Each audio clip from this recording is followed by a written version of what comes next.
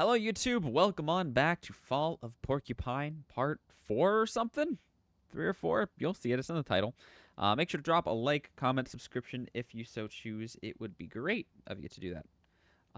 And we are going to, whatchamacallit? Sorry, I got a text. It's a terrible time to get a text. Yeah. So we're going to continue on and see how we can do the story. We've seen this beginning dialogue already, but we'll see it again and talk through it again. So here we go. Wow, I haven't slept that well in ages. I guess my body needed it. No crazy dreams, no thunderstorms. Just sleep. Hmm? We have a doorbell visitor.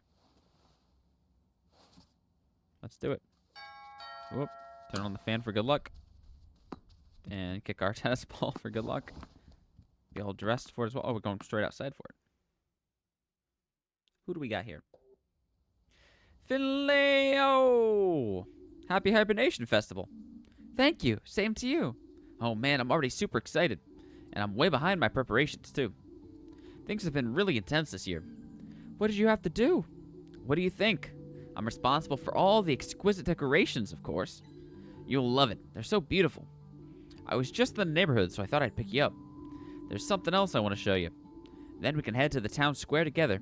Sounds good. Yes! I can't wait. Alright, let's go this way and talk to people first. Hello, my friend. I hope you have a great day ahead of you. Are you going to the Hibernation Festival later? I don't think so, thank you. Not in the mood?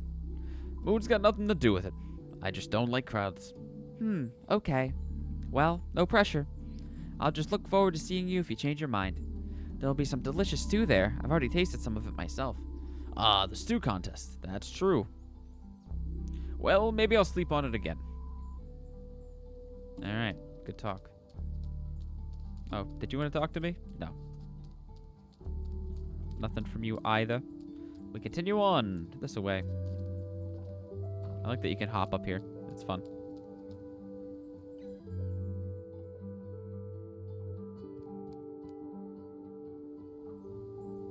Okay. Our fisherman friend better be here. I know we've exhausted all of our dialogue with him, but I like visiting him anyway. Hello, Frauk. Hi, Finley. How are things? Getting by. You? Getting by. Susie brought me a letter earlier with today's mail. My sister isn't doing so well. Oh, this is new dialogue still. Okay. Oh, I'm sorry to hear that. She's having financial trouble, so she asked if she could move in with me for a while. Unfortunately, I live in a one-bedroom mobile home over in Sandalwood. Even more unfortunately, she's the most annoying person I know. I see. Have you replied to her yet? Yes, she's on the train right now. She'll be here in 3 hours. Oh, so you are taking her in after all. I want to be the frog who helps her sister out when she's in need. Even if we do fight.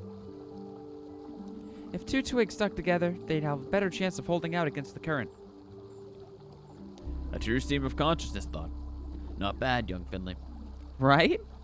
Not bad at all. And not wrong either. And if things get too stressful, I can just move all my things over here to Fireside. Over to the Riverside. Good talk. Oh, yeah. Oops. Jump up to go up. Alright. Still nothing there, even though we saw, there's some sort of cult over there. Oh. Well, she got stuck. That was interesting. Alrighty.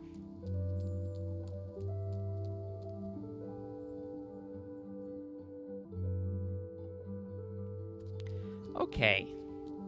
What's next on our adventure today for this Hibernation Festival? Oh, yeah, I'm on the windowsill, too. Alright, alright.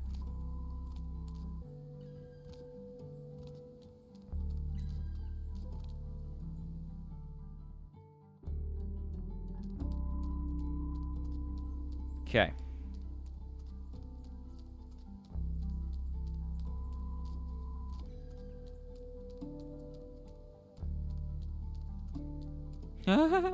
I made my friend go the other way. I think this is the way we're supposed to go.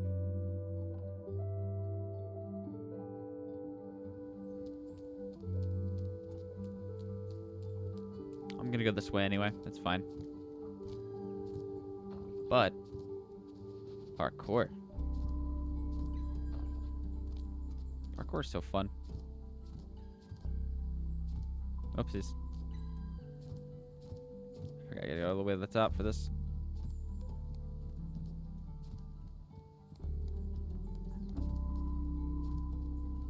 Whee! Bump. Okay.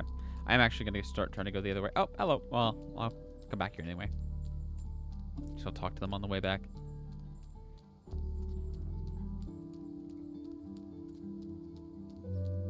My completionism strikes again. Oh, wait, we have to go to my store. Oh, it probably would have made me come this way anyway, so that's fine. It's A-okay.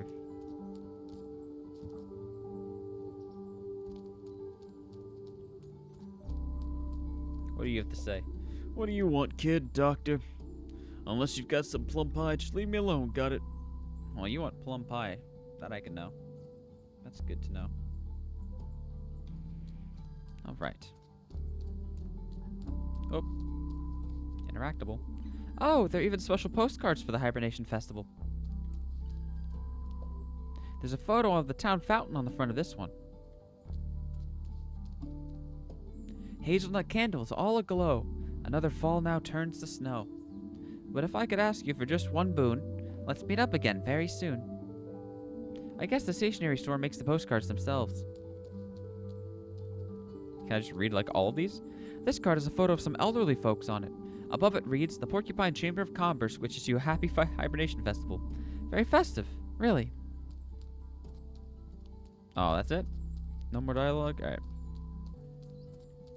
Hello. Oh dear, oh dear, oh dear. Is everything okay? Yes, no, I'm nervous. What's going on? Chloe's competing in the stew contest today. That's a good thing, right? I'll be keeping my fingers crossed for her. Yes, yes, a good thing. Cross your fingers, take your paper off the roll. Check caps on the pens, lock the register, turn off the lights. I think I thought of everything. Is everything okay? Yes, yes, I think so. Today's an important day for Chloe. She's going to be defending her title in the stew contest. Everything needs to be perfect. I'm looking forward to tasting her recipe. See you there? Okay, I think there was supposed to be dialogue there, but it got cut off. So be it. We continue on. Now, here's the store. Oh, ta-da! Oh, this glitched again. What do you think? I made this just for today. Oh, wow, you really didn't clean up that paint I spilled. Of course I didn't. Look how beautiful it is. What do you think of your masterpiece? My masterpiece? You're the one who painted it. Yes, but your contribution was essential to the whole. That makes it a collaborative work of art. You could even call it a performance art. Does that mean I get a share of the proceeds? We'll negotiate the details another time. I mean, it's not like I can just sell this artwork to a collector. Because you're emotionally attached to it? Because my store is physically attached to it. Oh. Right. Anyway, that's what I wanted to show you. But while you're here, why don't you come into my store with me for a minute? I've got another surprise for you inside. Let's do it. What do we got? I like surprises. Is it a new flower? Cleanup party! Oh, no. Cleanup party? Is this the second surprise? Yes, Just look at my store. I was up all night putting the decorations together. And I was thinking, since you're such a nice person, maybe you could help me tidy everything up? That way we'll get to the Hibernation Festival in no time. All right. Yay! Your job, my super kind friend, is going to be to clean the floor. Let's go! God damn it. Why you just... Oh, okay. At least it's video game magic. How's it looking? I'm done. Superly duperly. Fast as lightning, Finno.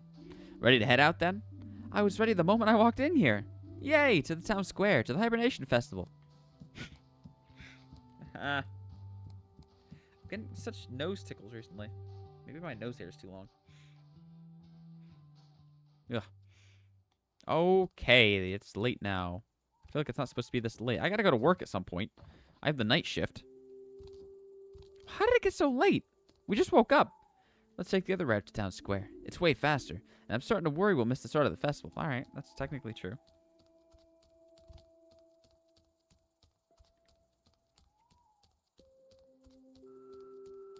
Must have started the festival, and we're also going to miss our shift for work.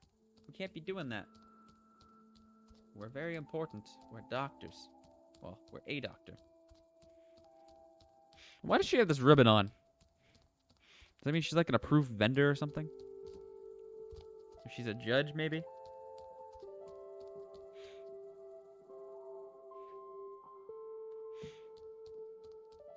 Something like that. Whoop. Here we go.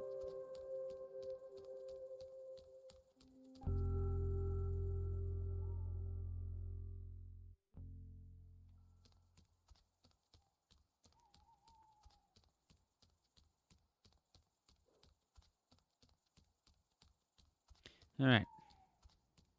Nothing like a long walk to really make the game take longer.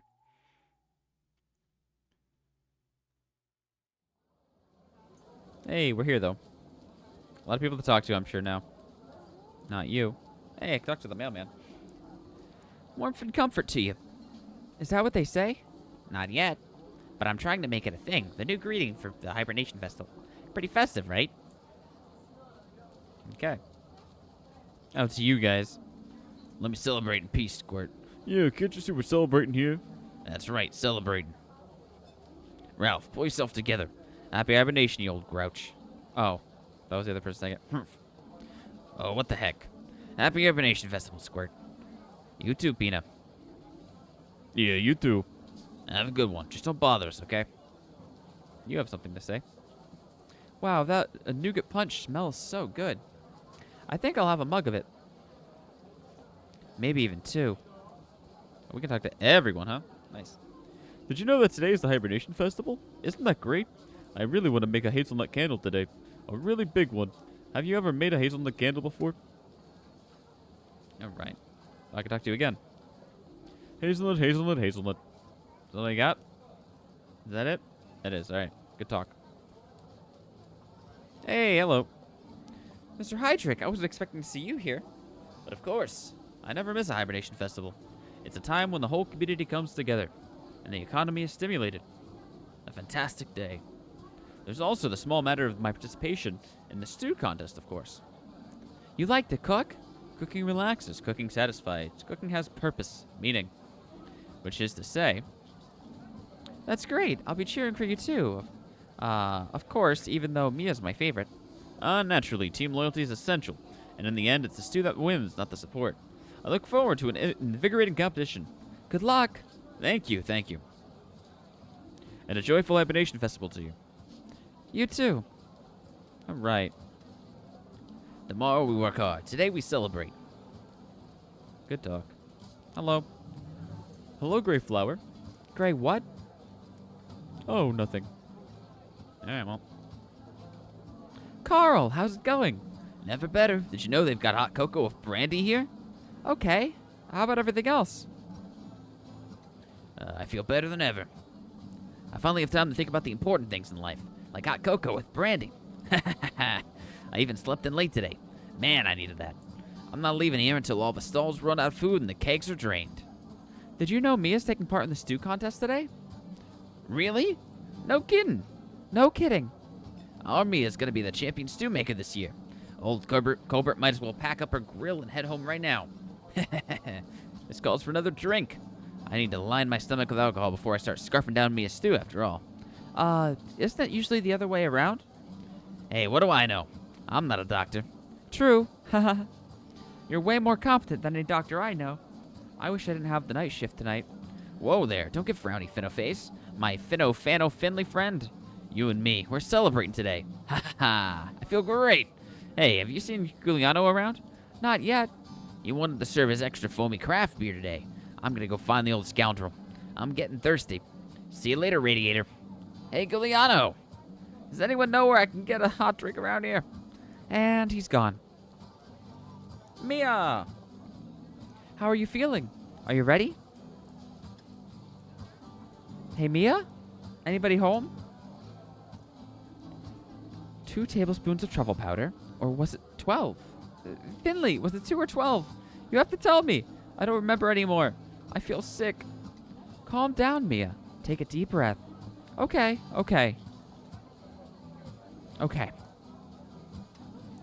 Are you okay now? I think so.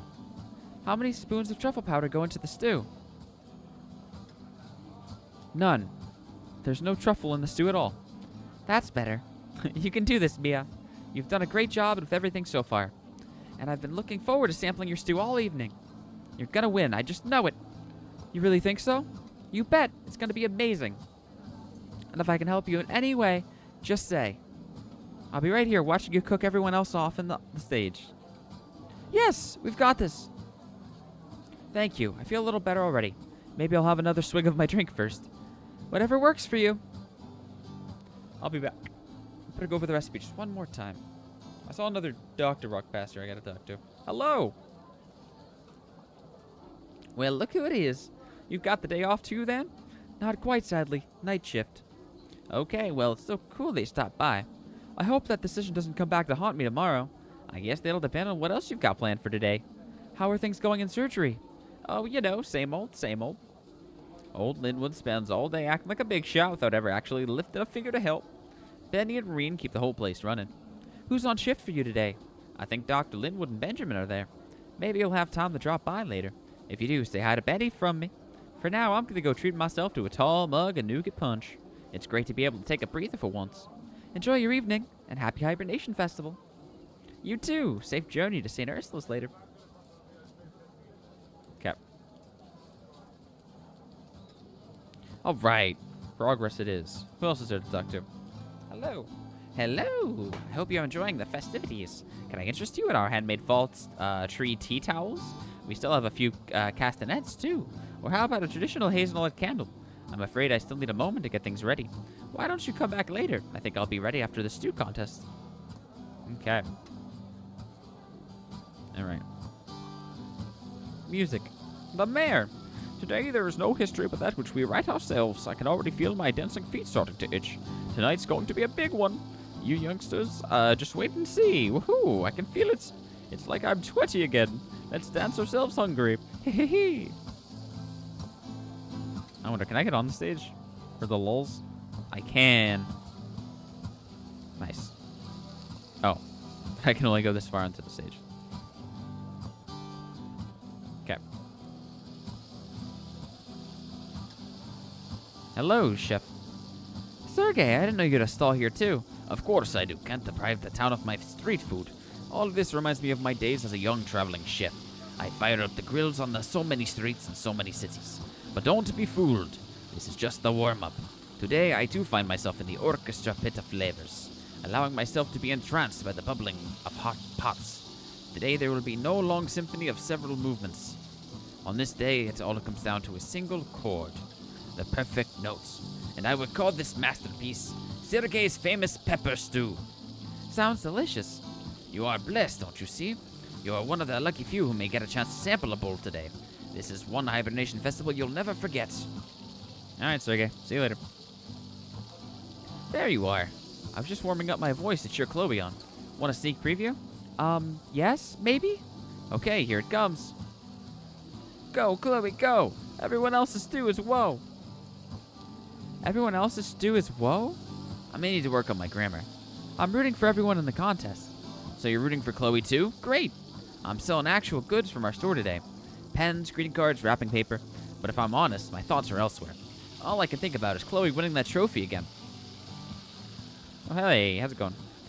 Hey, Doc. Fancy bumping into you here. Good to see you. How are you? Lungs doing well? Couldn't be better. I've got this cool spray thing now. I just keep it in my pocket all the time. And when I'm out of breath, I take a quick breath from it.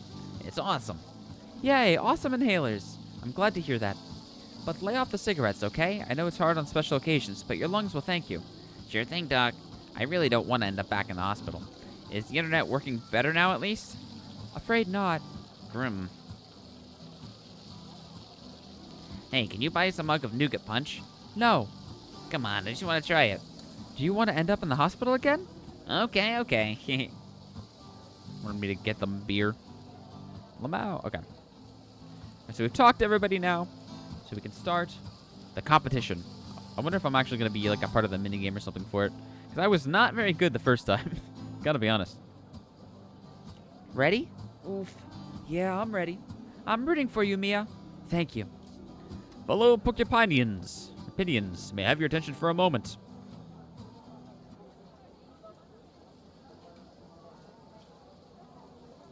A happy Hibernation Festival to all of you. Today is a special day for me, as I have the honor of officially opening the Hibernation Festival for the 9th time in a row. You'd think this would be a cakewalk for me by now, but I'm still nervous. Nervous with joy. Seeing all of you celebrating with you. This is always the highlight of my year. I look into your faces and think back to all the wonderful years we've had in this town. I've seen many of you grow up. New faces have joined us. Old ones have left. And me, I'm still here. For that, I am truly grateful. I don't want to ramble on too long. After all, we're all here to party, right? I just have one more thing to ask of you. As you enjoy your delicious drinks today, and treat yourselves to a hearty bowl of hot stew, or gossip and laugh with your loved ones, spare a thought for those who cannot be with us today. Those who have passed away over the course of the last year, and also for those who are at work right now, or simply somewhere else. Think of them. When you see them again, tell them how much fun you had today. Make them turn green with envy. All right, let's get on with it. I, Advil von Witterstein, can feel the hair on the back of my neck standing up in anticipation, as I hereby declare this year's Hibernation Festival open! Ta-da! Here's to all of you. Cheers, you old biddy. Cheers. Here's to us. Turn on the water. Oh. Hey. Fountain's going.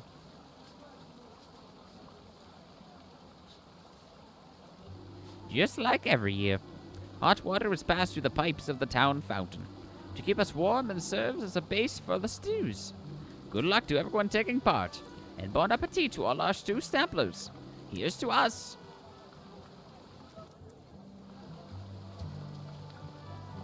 Nice. All right. Is there any new dialogue over here?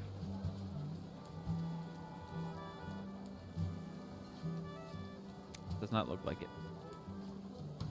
Nope. Okay.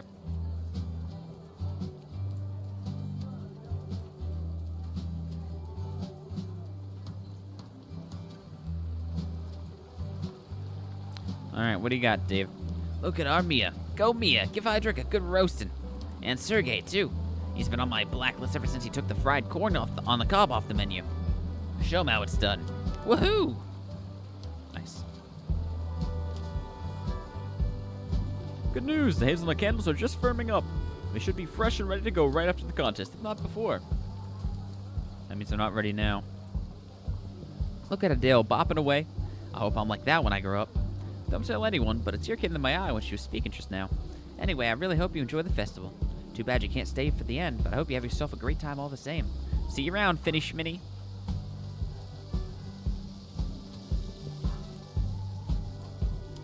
We are hungry, we are hungry. Hungry, hungry, we're so hungry. Hungry, hungry, and thirsty too. We want something to eat, eat, eat. Yes, we want something to eat, eat, eat. Something to eat, eat, eat. We want stew. All right, fair enough.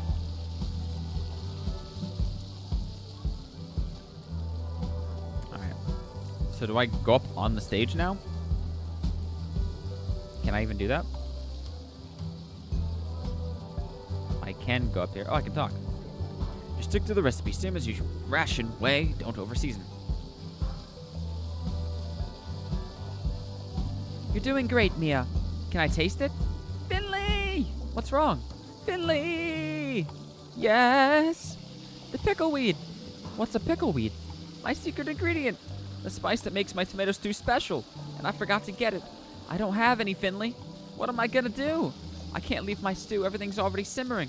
And time's running out, too. Don't worry. I'll get some for you. Where do you get something like that? At the grocery store, but that closed hours ago. Any other ideas? Yes, do you see Roman Hydrick there over at the front? Yes. Pickleweed is his main ingredient. I don't know why. It must make a stew terribly bitter. but knowing him, I'm sure he won't give any of it away. I'll ask him. You just keep doing what you're doing. Just a few more minutes, dear contestants. Then it's time to drop your spoons. Oh no, did you hear that? Don't worry, I'll be right back. Really? Oh, thank you. Hey. Mr. Hydrick, may I disturb you for a moment? You know I'm always happy to listen to my team's concerns, but I still need a moment or two for my stew. And as you've just heard, time is of the essence. I need some of your pickleweed. What? From my ingredients? Yes, could you spare some? You'd be doing me a huge favor. No, sorry, out of the question. You're a very likable young man, and I would like to help, truly I would. But my ingredients have been measured out precisely according to my recipe. If I change even the slightest thing, it will affect the taste. I'm sorry. Okay, thanks anyway. Don't mention it. Well, that's not good. Mr. Hydra can't spare any of his ingredients. I'm sorry. That's alright. It's my fault for forgetting it after all. Thanks for trying anyway. Is there anywhere else I can get some for you? My young colleague. Hmm? I have been thinking. You are part of St. Ursula's hospital, just like myself and our other young colleague back there. We have to stick together. With that in mind, I've decided to give you some of my pickleweed. Really? That's very kind of you. But of course, I can't just simply give my ingredients away. Oh? So I would also like to ask a favor of you. Okay. What do you need? I would like a bottle of caraway liquor from the wine stand.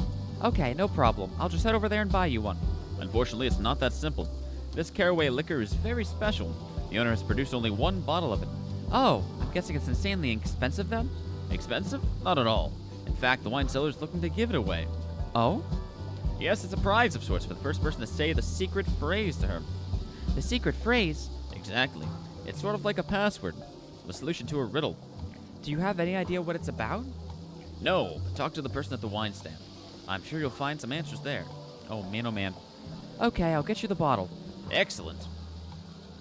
Even though it would have been nicer if you'd helped us for free. Which one's the wine stand? Ah, this is the wine stand. I'm interested in winning the bottle of caraway liquor. Oh, really? Then tell me. The red trees have left the forest. Red trees? Oh, you don't know the answer? Apparently not, no. Okay. There are a few other people here who are also playing the game. Maybe one of them can give you the answer. How do I find out who knows the answer? That's part of the puzzle. But I'm going to give you a little something to help you get started. Now, pay attention.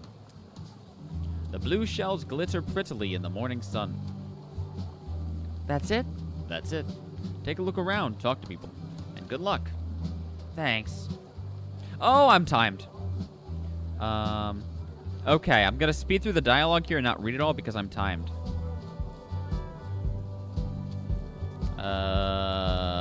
Okay, nothing this way. I want to make this happen. I don't want to lose this.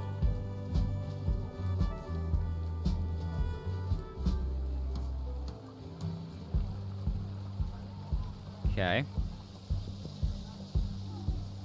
Oh, I know the answer. Hold on. They hide when the yellow sun grows too hot. Okay.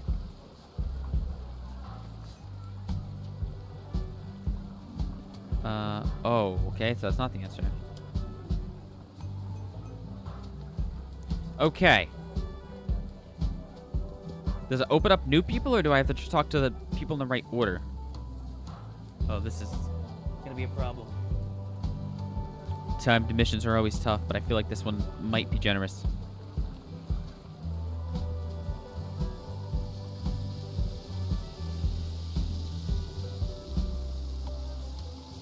Okay.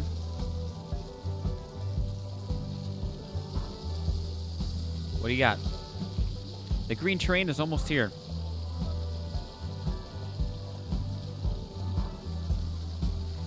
It travels onto the purple sea.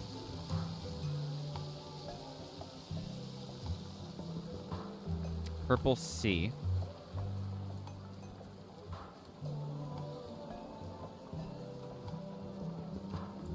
The red trees have left the forest. Oh. Hold on a second. Are you playing the game too? Why, of course, there's no rule against it after all. So, do you have the answer? Yes? The red trees have left the forest. Oh, I didn't read what that said. Incredible! That's the right answer. You've won, and in record time too. Really? Yay! Congratulations. Here's your prize: a bottle of caraway liquor. Thank you very much. I've got a dash. Have a good evening. You too, my friend. Don't drop the bottle. All right, so I think we got it, chat. I was very lucky. Mr. Hydrick, I have the liquor. Very good, my young colleague. You can always rely on Team St. Ursula's. Yeah, and I have the pickleweed now? Of course, you've held up your end of the bargain, so shall I. Here's your prize, a bundle of the finest pickleweed. Thank you.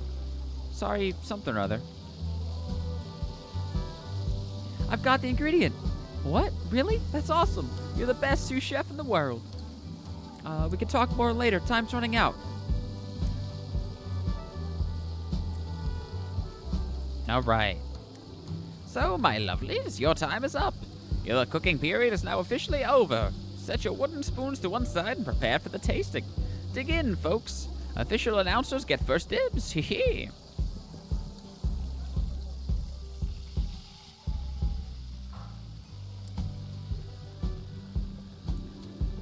That was fantastic. I hope you all enjoyed it as much as I did.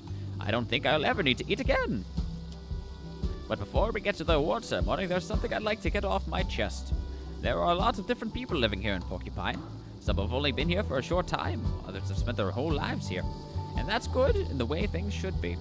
Be kind to each other, be grateful, be understanding. If you do that, Porcupine will remain the beautiful place it is. Maybe these are just the melancholy thoughts of an old woman. Or maybe I've already had a nougat punch or two. But I love all of you. So, before the food coma sets in, let's get to the award ceremony. Hey. To refresh your memory, here are all the participants and their creations. Chloe took us on a wild journey through the world of porcini mushrooms. Roman presented you with spicy pickleweed pot. Isaac whipped up some handmade alphabet soup for our bookworms. Wonderful handwriting, by the way. Our lovely Mia, our first-time contestant today, gave us a tomato stew that I'm sure has bowled more than a few of you over. And our last candidate is someone we only normally see when we're sick. Sergei, head chef of the cafeteria at St. Ursula's. His entry this year was a fiery hot pepper stew. Okay, that's everyone. Now hold on to your spoons, it's about to get serious. Hehe. The winner of this year's Porcupine Stew contest is Mia with her fruity, spicy tomato stew. Really? Congratulations. Yes! Congratulations. What a great stew. And that goes for all of you as well. Congratulations on your amazing creations. And congratulations to everyone who got their hands on a bowl. You are really lucky to get to taste such wonderful stews. And now let the celebrations continue. You said it. Nice. Help me a win. That's what we want to see. Alright. Let's see who else there is to talk to right now.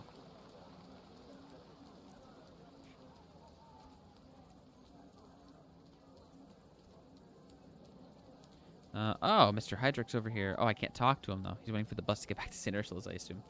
I wish I could talk to him, though, because he helped me out because I helped him out, but it also made him lose the contest, so I don't know if that was worth it to him or not. All right, what do you got, Dave? Nothing? Nothing. Or dialogue broken, either way. Phew, finally done. I couldn't concentrate with all the excitement of the contest in the background. Anyway, I can get you something now. I wonder if I can get a hazelnut candle? One hazelnut candle coming right up. What do I owe you? Nothing. Nothing? That's right. Everyone gets one hazelnut candle for free if they want it. Oh, that's very nice of you. But doesn't it mean you end up losing money on the candles? Yes, but making hazelnut candles is my favorite hobby, so I really don't mind. It means I need a little while to make them, though. But at least they always smell fantastic. Enjoy your candle. That's very nice of you. Thank you. Happy Hibernation Festival. Nice. Mia, you were awesome. Congratulations. Thanks. Did you like the stew? Even better than that. I haven't even tasted it yet. What? Why? Because the whole pot got gobbled up straight away. I didn't stand a chance. Oh, I'm sorry. Hey, it's no big deal. I can see how delicious it was from the look in everyone's eyes. Celebrate, Mia. You've earned it. Thanks. I feel a little awkward, actually. Oh, that's the end of the conversation. Okay. Let's see if I can talk to the mayor or to Chloe. Nope, neither nor. But I have a candle in the top left-hand corner of the screen now. Don't know if that's useful at all, but I have it. And it is mine. Okay. Alright, I guess let's go to work then. Oh, here's Mia. Mia, is everything alright? Yes, everything's great. I wanted to give you something. Really? Is there still some of your stew left? No, that was gone in a flash. But you're the one who talked me into entering the contest in the first place. And that evening we cooked together really motivated me. What's more, you didn't just chop the ingredients for me. You also brought me the key ingredient today. What I'm saying is that I couldn't have done this without you. Which is why I want you to have my winner's trophy. Really? But you're the one who won it. Yes, but it was as much your victory as it was mine, really. Besides, I wouldn't even know where to put it in my apartment.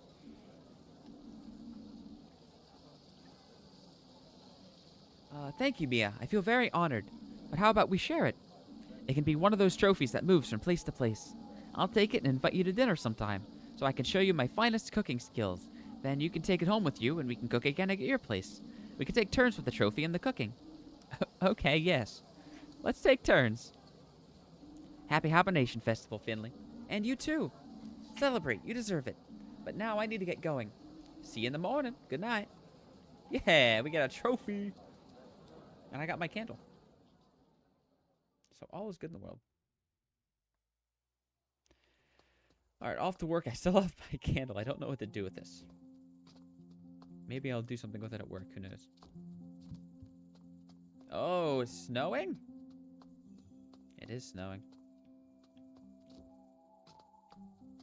Nice. Oh. Cutscene. It's snowing. Hey, Porcupine. All of you. Happy Hibernation Festival. Alright. That was fun. I like that.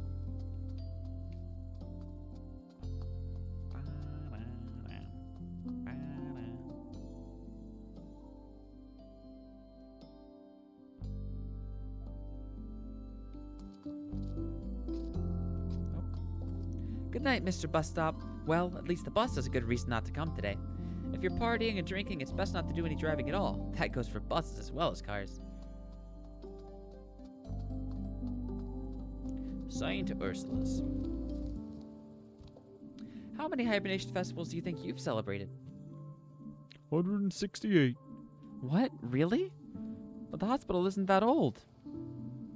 You're right there, but I haven't always been here. I didn't even know that. They brought me out here a long time ago. And I may not look it, but I haven't missed a single hibernation festival. Impressive. Were you there today, too? Not in the way you might think.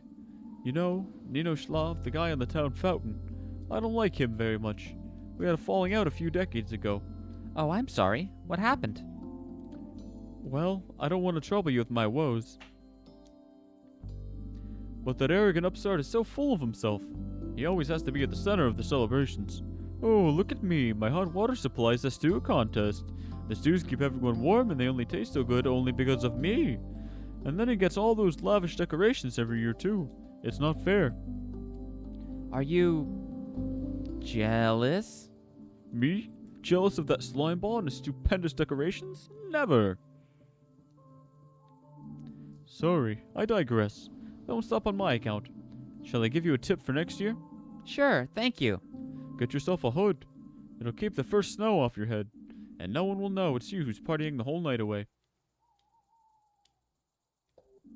Curse that Nidaslav and his magnificent decorations. Good talk, statue. Good talk.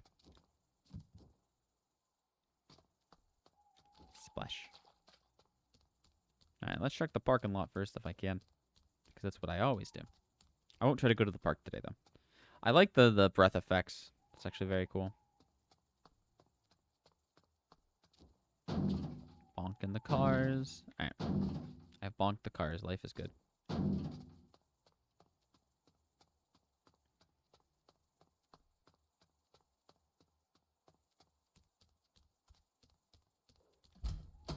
Click, click.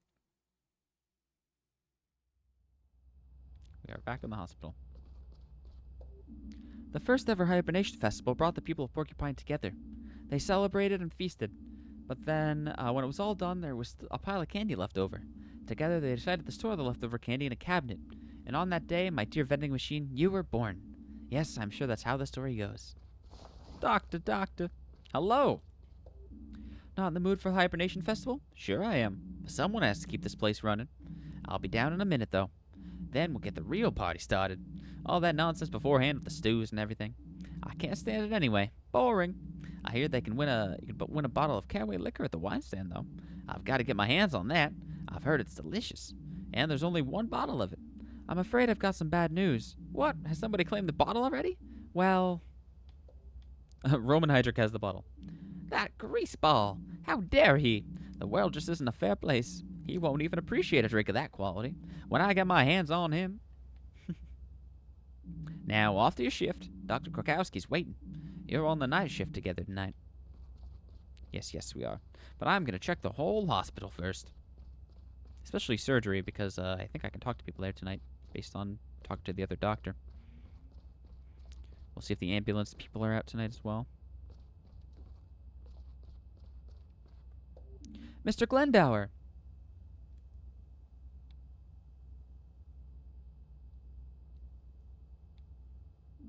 Don't you want to celebrate Hibernation Day? So I have to click through these. Okay. I don't know if there's supposed to be dialogue there, or that's just meant to be a pause. But so be it. Hey, they are out here. Hey, aren't you celebrating today? Sure, we're celebrating. Yeah, sure, we got our own Hibernation Festival going on right here. Heh. Heh. Don't you want to go to the actual festival in the square? Everyone's there. Nope. Boring. Besides, we're on shift just like you. Nothing we can do about it. Exactly. Work is work. And time off is time off. All right. Fair enough. Okay.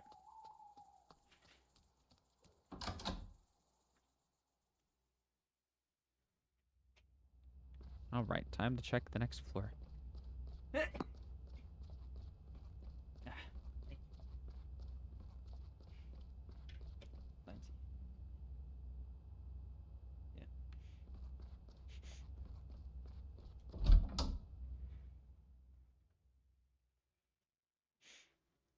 All right. Let's go downstairs first. It's always fun to do that.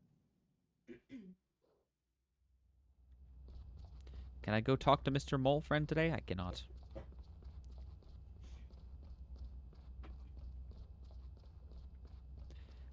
Bop, bop. Let's see who I can spy on today, if anybody.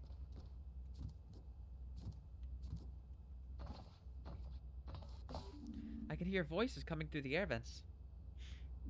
Happy Hibernation Festival. Here, this is for you. Oh, thank you. A gift? You don't usually do this kind of thing. I know, but I saw it when I was out shopping and I thought of you.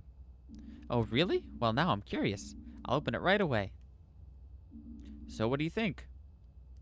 I think I should change wards. What? Why? Wait, Oh. Oh, hospital drama. Listen to the mysterious voice.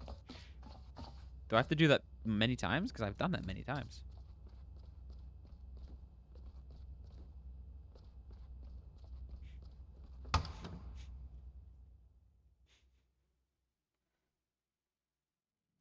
Alrighty, let's go to the next floor up. Floor 1, can't go in. This is the administration. Let's see, I think I should be able to go to surgery today, right? No, it's not letting me in surgery's area? Maybe after my shift? And I'll check the 4th floor just for the lulz.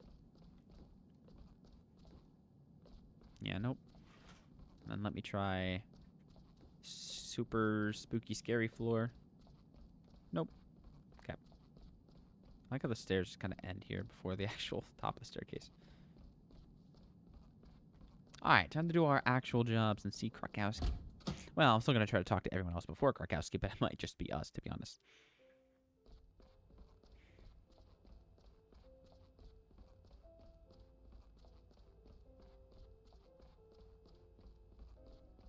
So I can go in the break room. Is that where Krakowski is?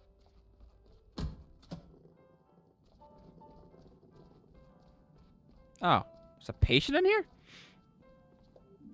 Hey, what are you doing here? Have we met before? I want to watch TV, but all the shows here are stupid. Wouldn't you rather be sleeping? It's pretty late already. It's an owl you're talking to. They're nocturnal. No, I'm not tired at all. Come on, people who get lots of sleep get better quickly. But my book. Your book? What about it? My book. My mom gave it to me so I wouldn't get scared, but it's gone.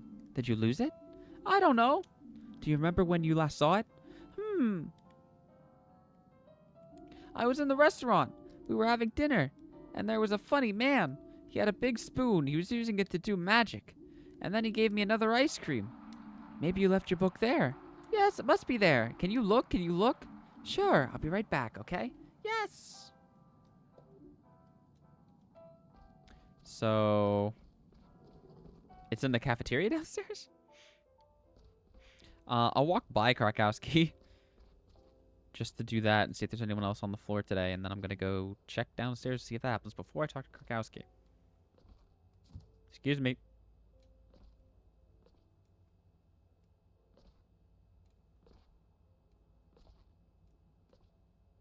Oh, hey, you can't talk to you anyway. Is there somebody in there? Are you waiting for the bathroom?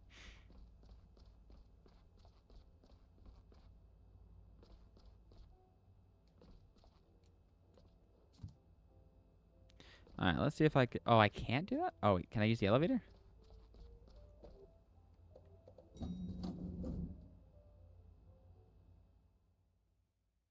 Alright, so it wouldn't let me use the stairs, but I can use the elevator?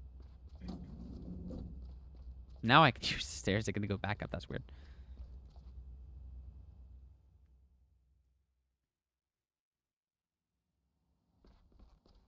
Alright, where is this book?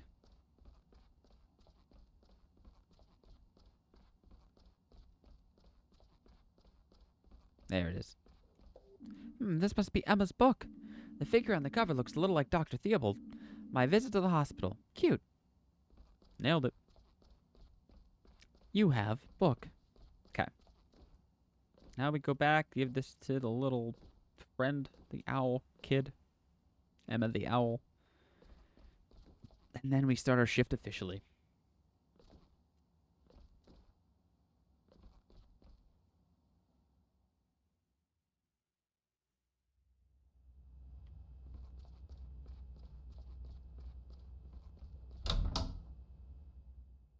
And I'm not late for work at all. At least that's what I'm going with. Because of all of these interruptions of me helping out people along the way. Oops. This kid should not be in the break room, so I feel like I'm doing a service by getting him out of there first, even if it's shirking work. Go, go, go. I'm waiting for Krakowski to be in here and be like, where have you been with the book?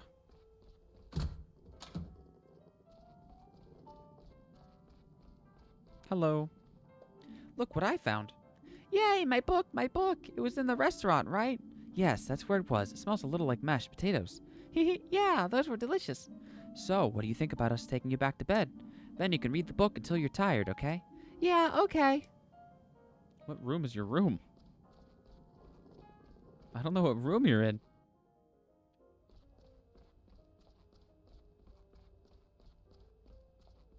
Is it gonna yell out when I reach the right room? Excuse me, doctor. I assume this is the room.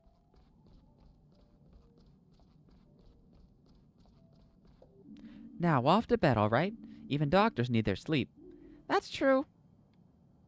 Mr. Doctor? Yes, Emma? I want to go home. Aw.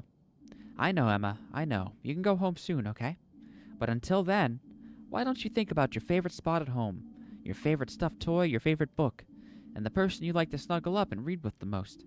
At the window with my mom. That sounds nice. Now imagine snuggling up by the window with your mom, and you'll be doing that again very soon. Sweet dreams, Emma. The bubble was going the wrong way, but I got the idea. Reunite Emma with her book. Princess Insomnia. What an achievement name. Very interesting. Okay, now we can get our daily assignments. Good evening, Finley. Happy Hibernation Festival, Dr. Krakowski. Yes. Hope you had a good time. Yes, I It's just the two of us today. Holidays are well and good, all well and good, but someone has to keep the lights on here. That's true. So how are things looking? As they should. People actually always feel a little better on days like this. Some are homesick, others just happy to have some peace and quiet. Still, from a psychological point of view, the Hibernation Festival actually seems to help them. I will take care of our dear Irma today. Please handle your duties. You'll find me in the break room when you're done. All right. See you soon. All right. Oh, messenger. Mia. Oh, I still can't believe I'm one. I'm still shaking. That was amazing. Thanks, Finley. Nice. Downloading today's schedule. Bing. Schedule updated. P33, P31, and 304. Oh, P33 looks mad. All right, we'll go from left to right. All right, this is going to be a mad owl that I need to give medicine to. Dr. Gerda Niesdorf? Finally. Bring me back a cup of black tea. Then tell Dr. Theobald that I want to speak with him. I'm actually your attending physician. You're a doctor? St. Ursula, save us. You're barely out of your diapers. Do they sell medical degrees online now? Let's not lose sight of the matter at hand, Dr. Niesdorf.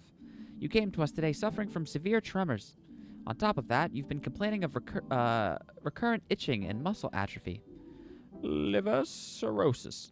What? Liver cirrhosis, are you deaf? Have you already been diagnosed? I can't see anything here.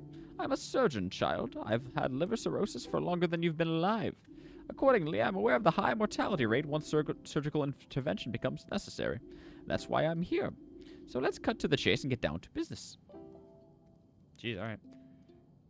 If you say so. Oh, I've had my TV on. That's better. Okay. All right, so let's give you medicine. 5 pills total I'm supposed to give you.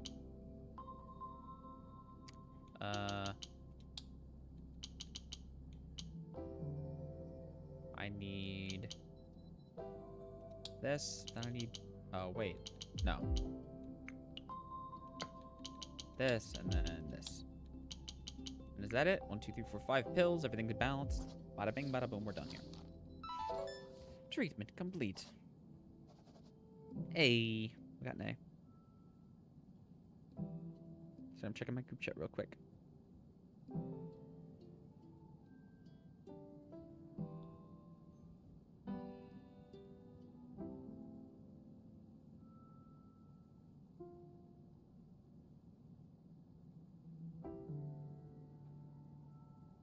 Okay. Alrighty. We got an A. Your liver readings are in the critical range. You don't say. To make sure it's cirrhosis of the liver we're dealing with, we need to do a liver biopsy. No. No? I already know it's cirrhosis of the liver. What do you take me for? Although I'm sure your accounting department will be thrilled if you carry out a few unnecessary procedures that they can charge me for. What if it's not liver cirrhosis? Do I have to teach you how to treat me right here? Listen. I like a drink, if you know what I mean. Excuse me? I'm talking about chronic alcohol abuse. And your nursing staff insists I don't drink here. So now I have 2 problems. Alcohol withdrawal and this blasted liver cirrhosis. According to the latest research, your symptoms could also be triggered by other diseases. New research? A load of waffle, that's what it is. Well, go ahead. I'm sure you know exactly what you're doing. Alright. Oh. Oh, it's green. Okay. Alright. Luckily, I can move on. This is where I give that patient to Dr. Croc. The Crocster. Crocausta Manjaro. Oh. This bat needs to have their heart listened to? Oh. Good evening, Miss Van Galen. It's important not to get rattled. After every inhalation cause comes an exhalation. Everything that is closed will one day be opened up again, and vice versa.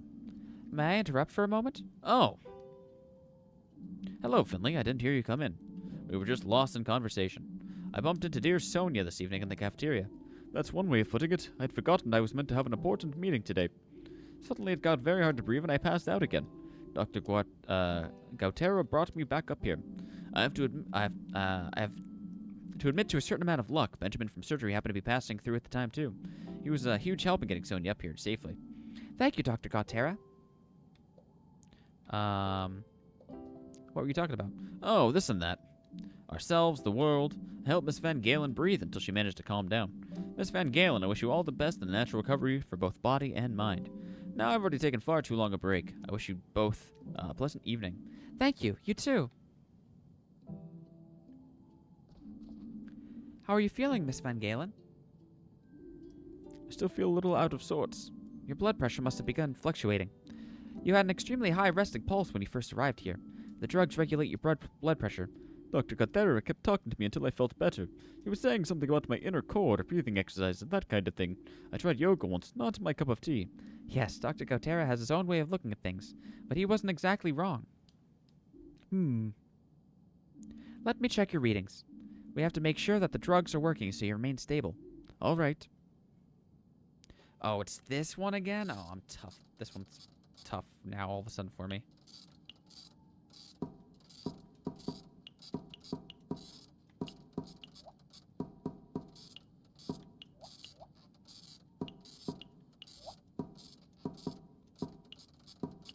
These do not always line up where they're supposed to. God, that sucks. Got a B because of that. Could be worse, though. Could have gotten a C like last time. That was kind of ridiculous. I'm afraid medication will only go part of the way to solving your problems. It would be wise to develop ways to reduce stress. Unfortunately, this happens to a lot of people nowadays.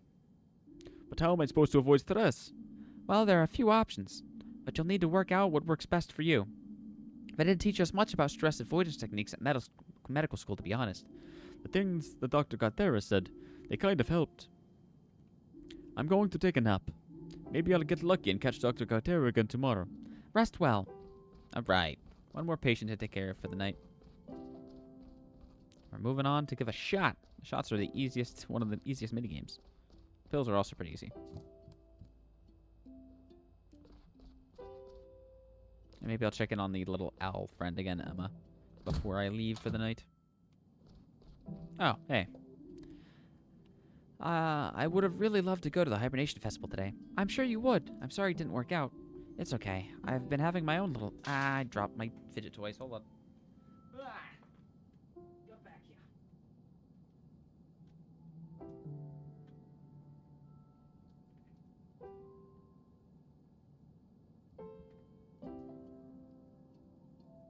I'm missing some still. Where'd they go? Oh, I see them. Alright, that's better. I have what I need again. Oh, I left my controller on the ground. Whoops. It's okay. I've been having my own little hibernation festival right here. I just had a cup of coffee with cream and hazelnut. It was the highlight of my day. You have an inflammation of the renal pelvis. Are you in pain? Yes, but I'm trying not to let it get to me. All right, but don't make things too uncomfortable for yourself. We can always get you some painkillers if you want. For now, I'm going to give you some medication to help bring the swelling down. Aid to continue. All right. That doesn't seem right. Maybe here, but probably somewhere far right.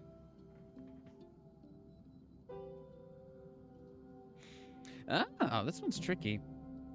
What's the closest? I'm gonna just do here and hope for the best. Uh-oh.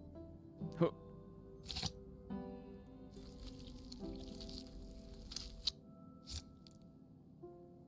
How'd I do?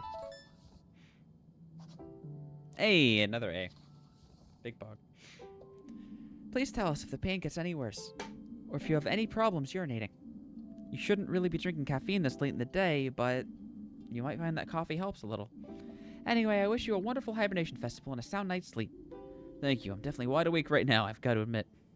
Alright, let's go to the coffee. But you'll be just fine in a little bit. Alright, let's see if Emma's doing alright, and then we'll go talk to Doc Croc. Oh, I can't talk to Emma anymore. Alright. Well, there goes that. Time to talk to Doc Croc.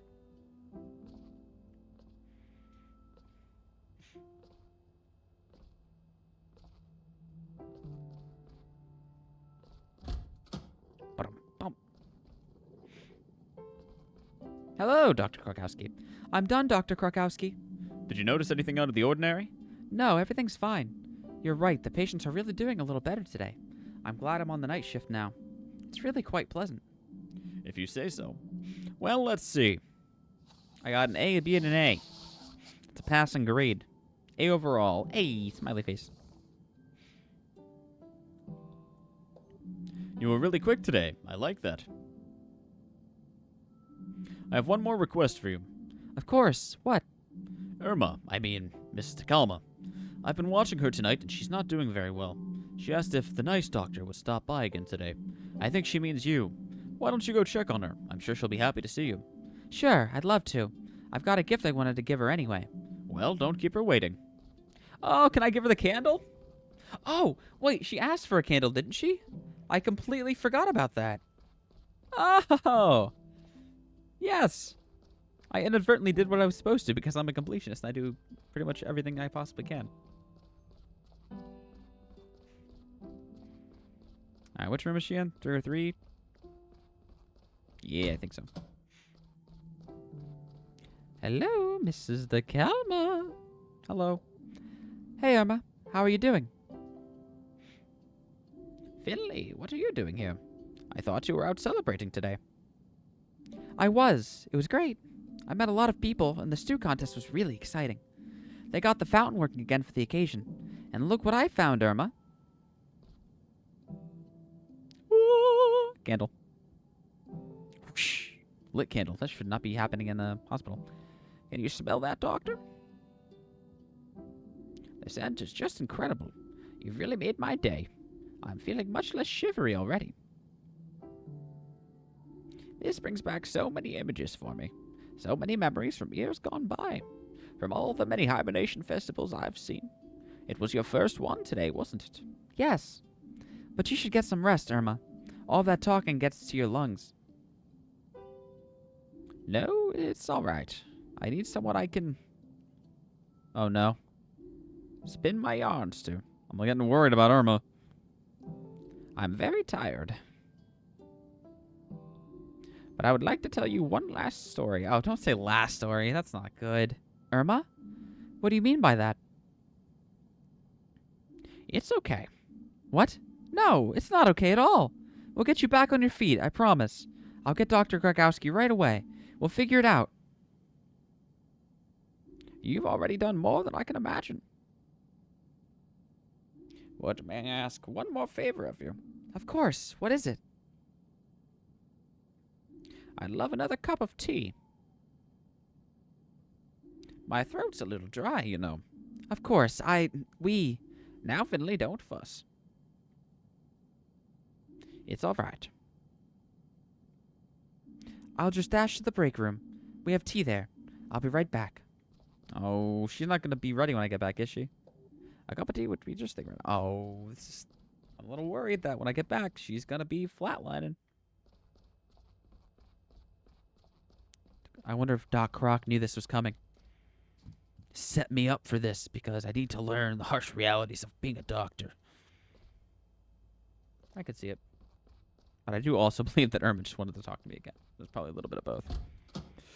Doctor, I need 200 cc's of tea stat. We always have hot water here, thank goodness. What kind of tea should I make? Black tea, peppermint tea, fruit tea, green tea, winter tea. Winter tea because it's the hibernation festival? Let's do that. Okay, now I'd better get this straight to Irma. No, Doc Croc. Finley, taking a break already? No, I'm just getting a cup of tea for a patient. Ah, yes. Old Irma has a taste for the finer things. Could you come with me, please? Irma isn't doing well at all. I know. I already went to see her and checked her readings. She's going to die. Oh, he just says it, huh? In the next few hours. Oh, he knows it's going to be the next few hours even. But we have to do something. What I'm going to do is make myself a cup of tea, too. How can you just walk in here like nothing's wrong? Why aren't you doing anything? I've already done everything I could. Sometimes even the best treatment in the world can't help, Finley. But... Go to her. Make her last hours as comfortable as possible. That is our duty to her now. Make sure she has enough painkillers. Shouldn't we contact her son? I've already tried that too.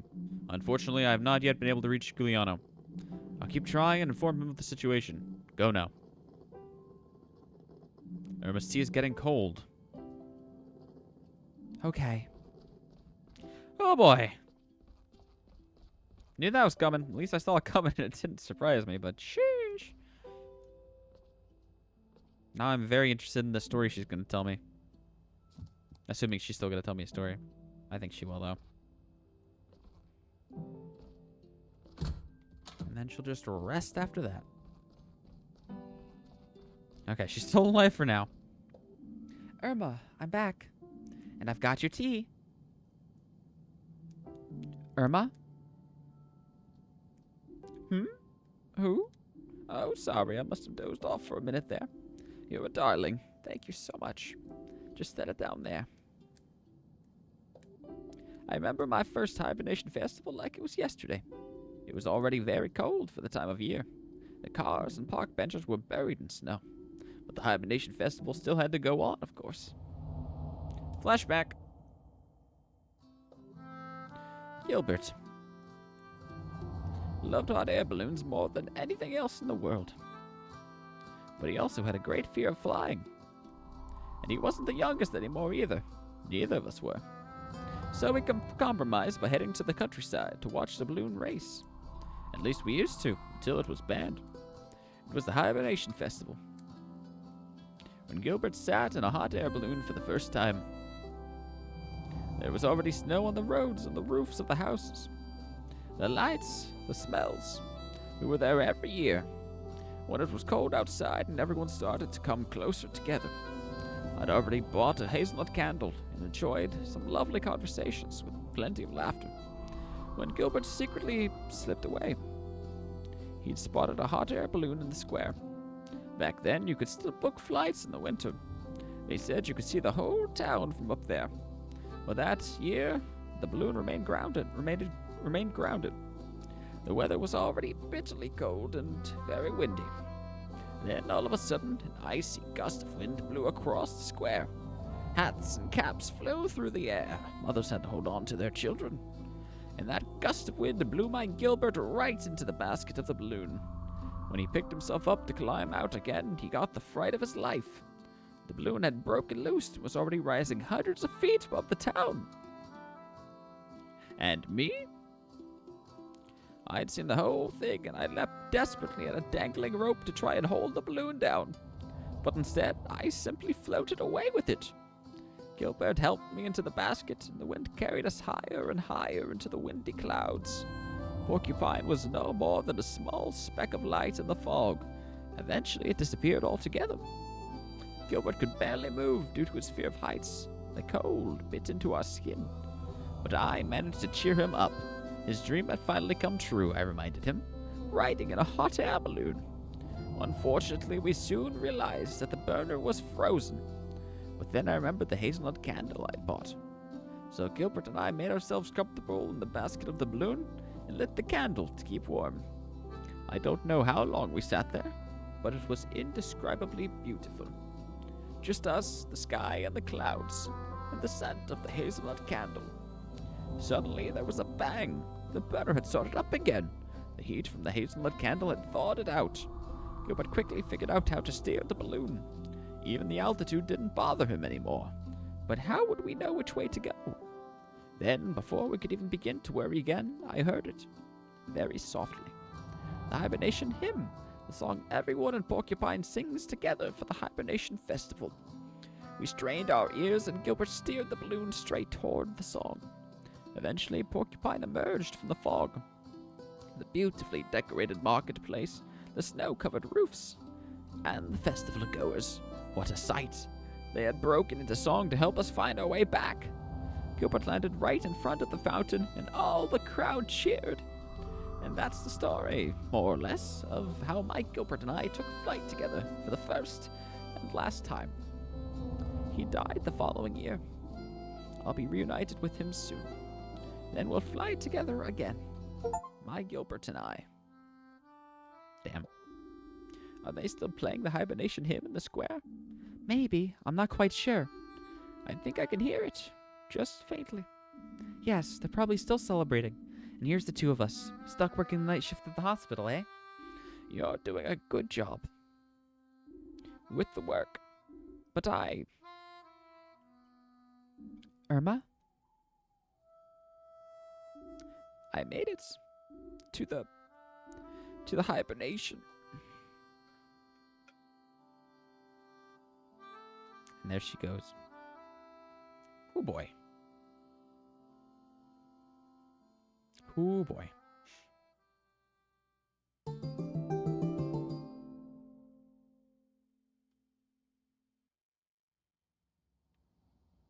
And now I'm back home.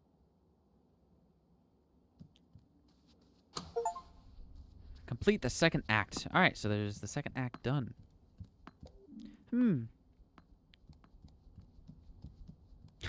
Just, that's all I got. Just, Oh, snow weather. Snow gear. We are now into winter. Wow, looks like someone got out on the wrong side of the bed this morning. What happened? Didn't you enjoy the hibernation festival? Things aren't so great right now, Alfio. Can I help you? No. Damn. I'm really depressed that I saw a patient die. It's very unfortunate. I couldn't.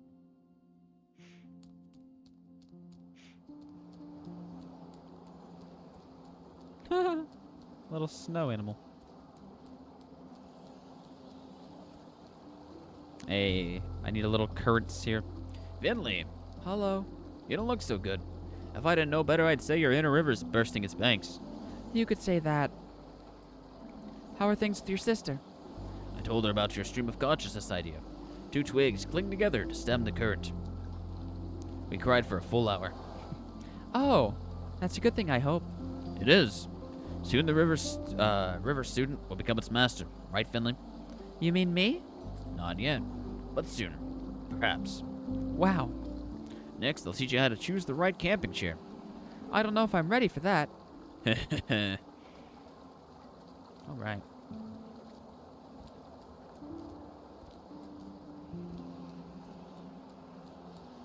Alright. That's still all closed off.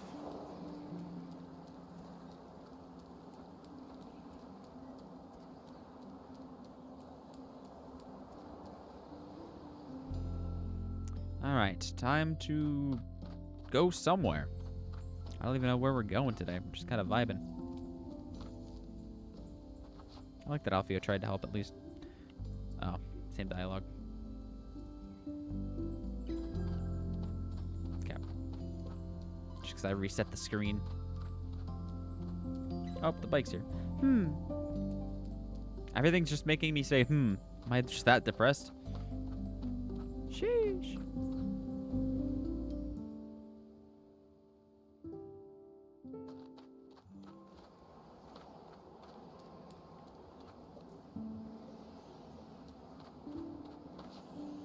I wonder if I'm going into work. That would be so terrible. I guess let's go by the plant shop first. Or something. I don't even know where we're going. I don't know if it's my day off. I don't know if I have work today. I'm a mess.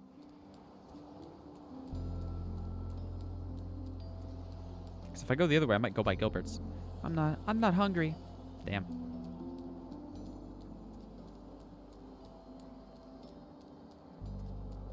Brr, it's really cold today. I'm glad our display windows have double glazing. That will get many customers in this weather, though. Maybe it's the right day to take a little time off. Closed for the day. Squirrel! Oh, I can't even interact with my picture. Guess I picked the wrong day to go shopping. Most of the stores are closed. Sure did. Okay. Let's see what's going in on the inside.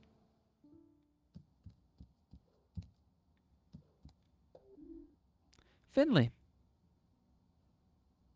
Is everything all right? Not really, if I'm honest. It's Irma, isn't it? Juliana called me this morning. I'm already making her memorial figurine. It's so sad. I was really fond of old Irma. She was my patient. I was there when she died. I couldn't do anything for her. I'm so sorry to hear that, Finley. That must have been awful. I don't know how I feel yet. I hardly slept, even though I was exhausted after the night shift. I thought I was prepared for something like this. But Irma was... I know, Finley. Everybody knew Irma. Everyone loved her. And she was lucky you were her doctor. I'm late. We can talk more another time, okay? So I guess I still have work? Oh no, that's not gonna go well at all. I feel like I'm gonna have a breakdown at work.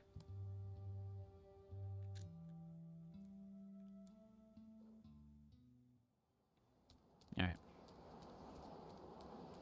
I still kind of want to see everything, though. As much as I can. So I'll probably do the loop around work. Do the park and everything, if that lets me.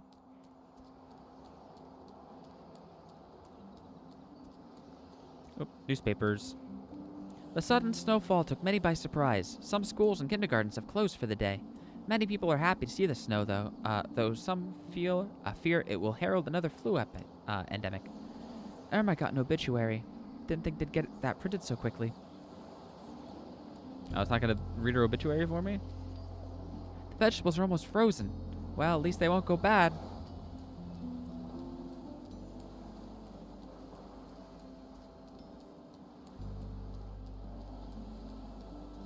I'm gonna walk by the school and I'm gonna assume nobody's gonna be there.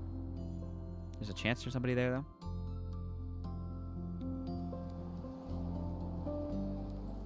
Maybe I should invest in some property. I could settle down, live the easy life. Oh wait, that's right. I don't have any money. Ah.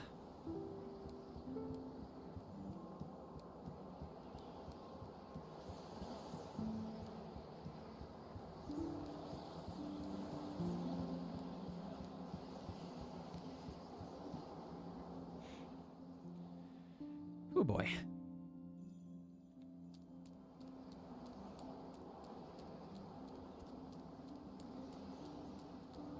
Oh.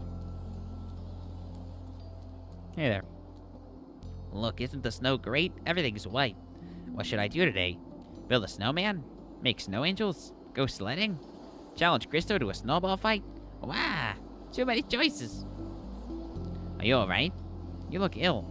Did you catch a virus at the hospital? No, I'm fine. Phew, that's alright then. Gotta go, Doc. The day is short and who knows how long snow's gonna last.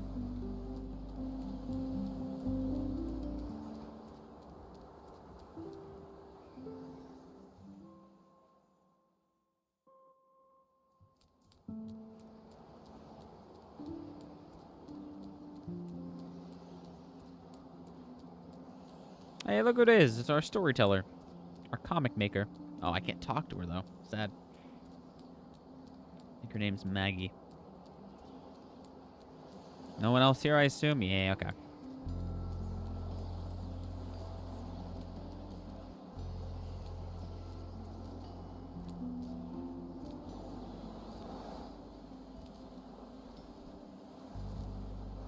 Dang it. I like my little mittens. Puff up when I float. My whole coat puffs up.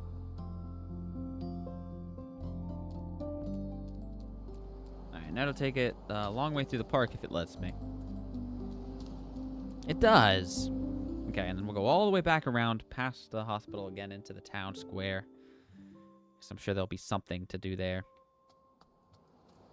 Actually, hold on. I have a lot of Discord pings. Abnormally high amount. Okay, I'm actually fine. Yep, okay. I'll have to check those now. Cool.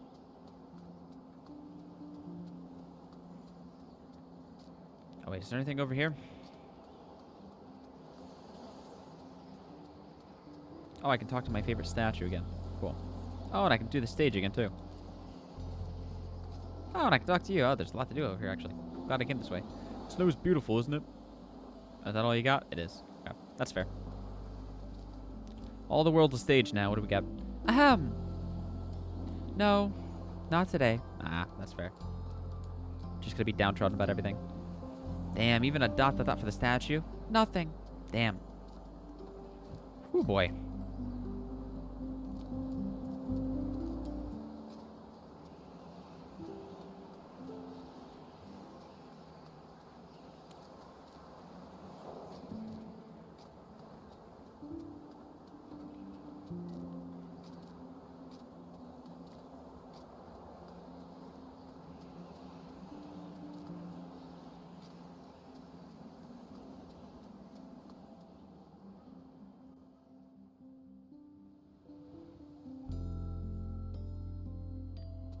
Alright, we're at the hospital now. Time to walk right past it.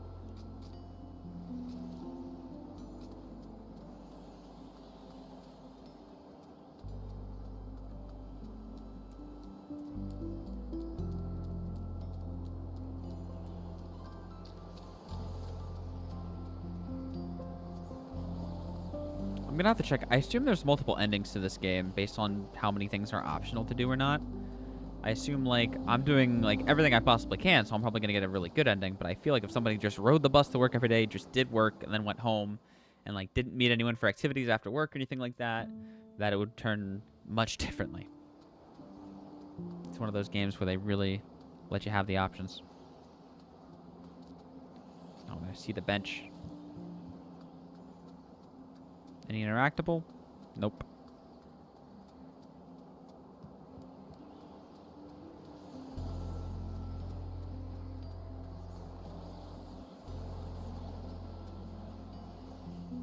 Alright, what do we have in town here?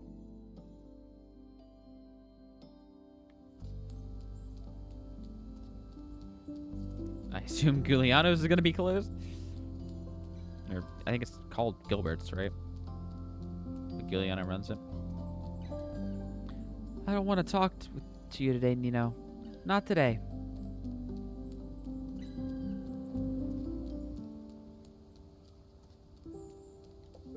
Giuliano, I'm really sorry that Irma was... Nope, I can't do that yet. Alright, he's not ready to talk to Giuliano.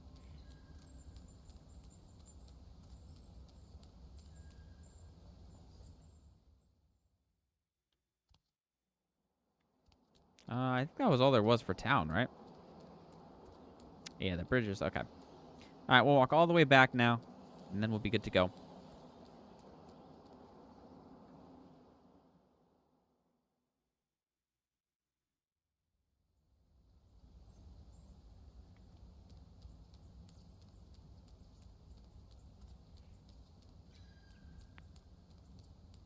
Cool, cool.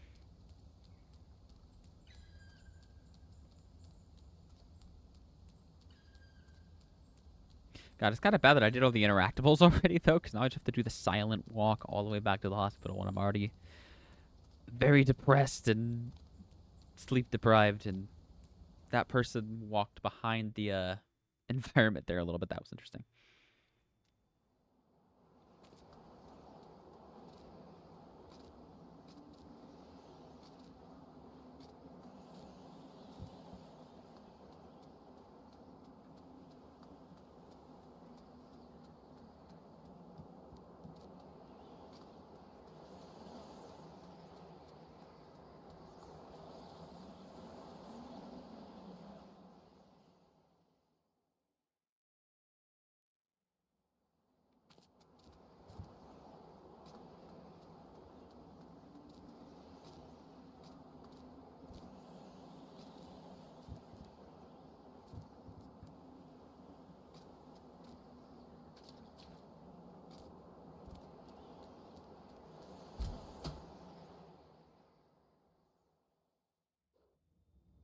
Oh, immediately have a doctor.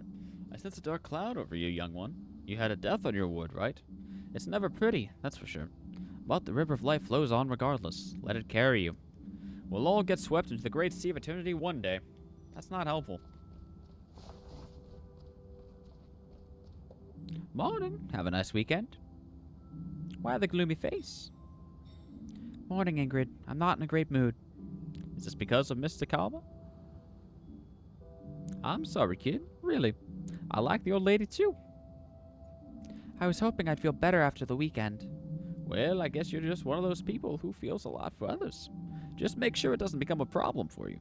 Death's a part of our profession, kid. Try to focus. There's enough living people around here who need your help. I get it, though. They always say that the first death really sticks with you. Yeah, maybe you're right. I'll focus and try my best. That's the spirit.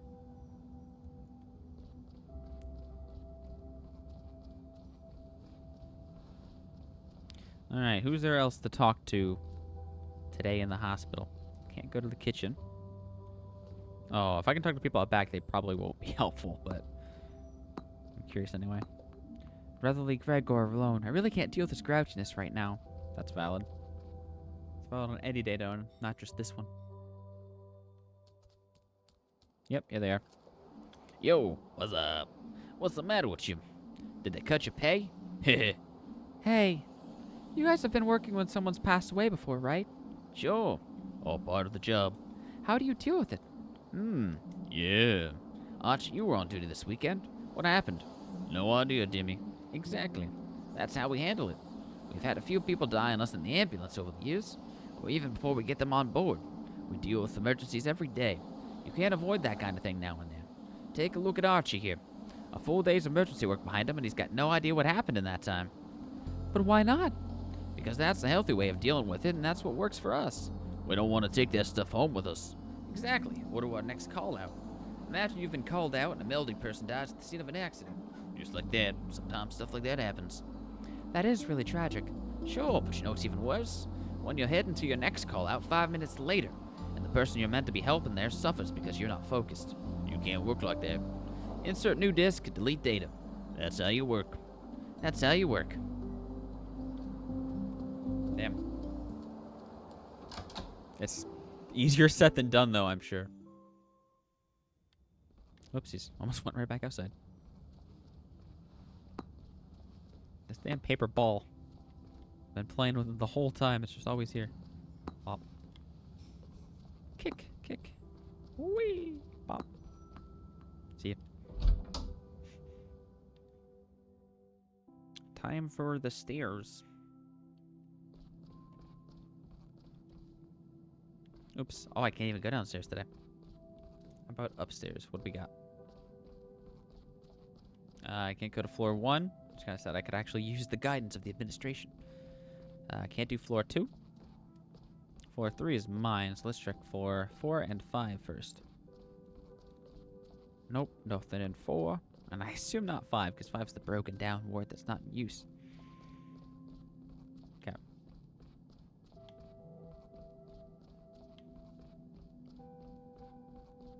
Alright, floor 3. Let's check everything out before talking to Doc Croc.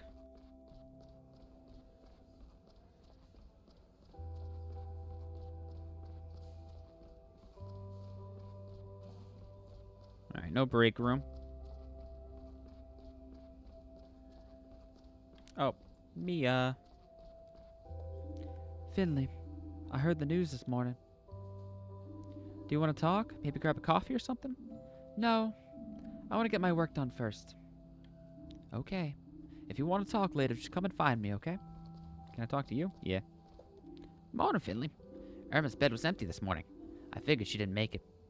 Sorry to ask, but that must have been your first death, right? Oh, man. Try to get over it. The sooner you get used to it, the better. Sheesh, that's not as helpful. That's just saying to get over it. It's still the right essence, but not the right way of doing things. Doc Croc, I feel like could go either way. He could do business as usual, or he could actually be sympathetic for once. I assume it's going to be business as usual, but we shall see.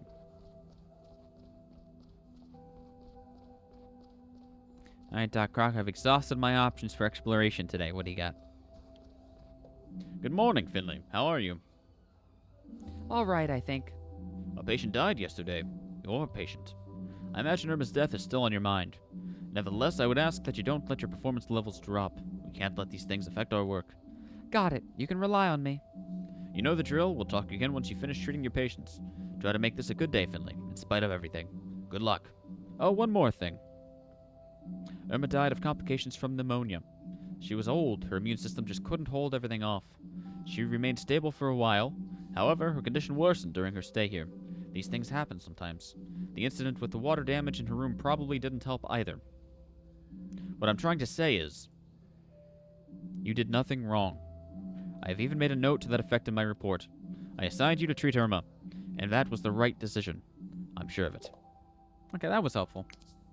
Overall, that was helpful. Oh, messages from Pina. Finley,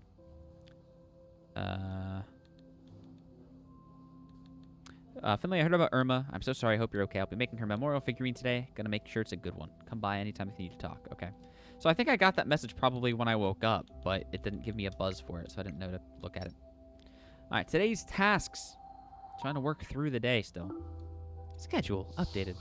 P33, I have to do some cutting. Paperwork in 301 and some pills in P31. All right, so we'll just go left to right in terms of the rooms. You're going to be mad at me, and I've had a bad day, so this is going to be an interesting dynamic here.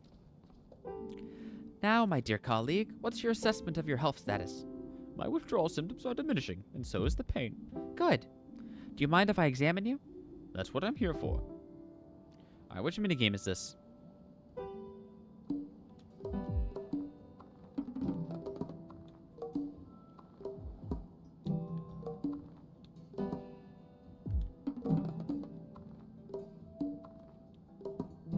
God. Ah, so many things.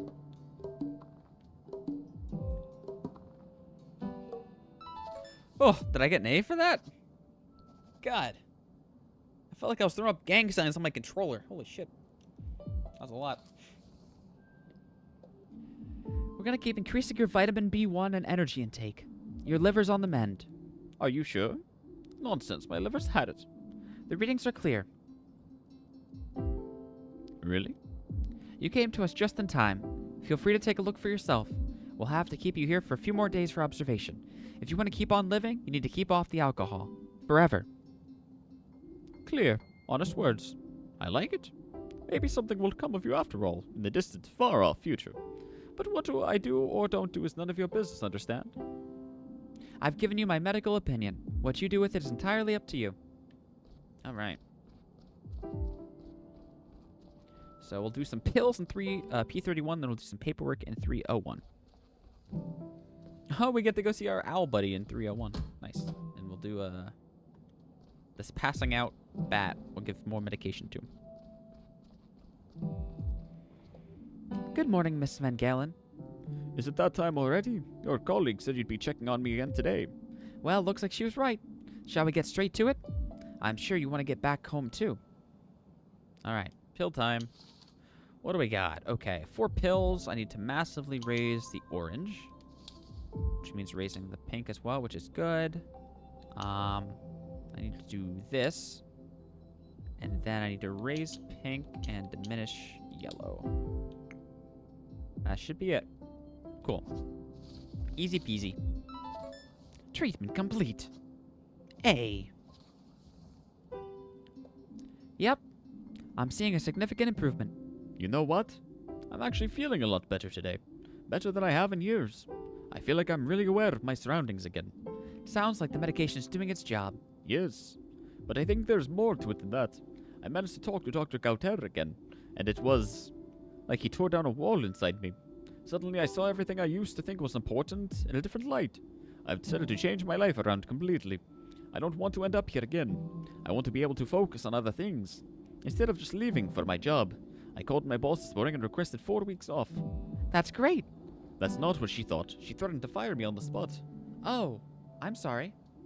Don't be. I am the island, I am the sea, and maybe unemployed. But I don't care at all, and that's great. I'll do my exercises and follow my heart more. Thank you for helping me. I'll make sure to thank Dr. Cartera again before I leave too. Have a great day, and look after yourself. All right. Now just some paperwork in 301 with my little owl friend Emma.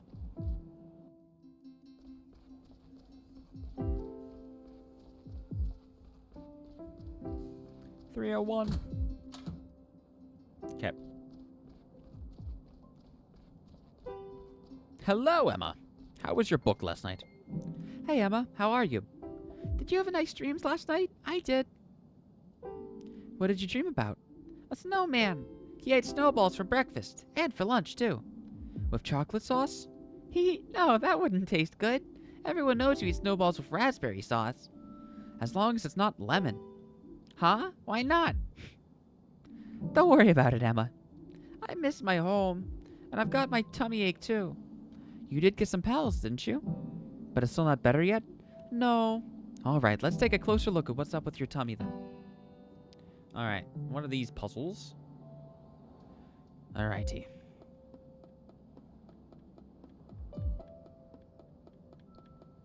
Start real simple. Wow. All right, that was good. So that's good. Then let's keep brain and bone. And move on to new symbols here. Aha! So we know these three in the right space. We know one of the ones that was in there needs to come back. So let's put tooth back. Let's put tooth back. And let's do liver symbol. Wait, how? So let's try tooth here, I guess. And then...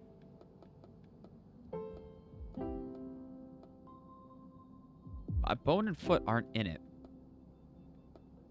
So can something be used more than once? Wait. Okay, so tooth is not in it, so liver symbol is in it, and it has to be here. Oh, but then what's the other thing? We said foot and bone definitely aren't in it.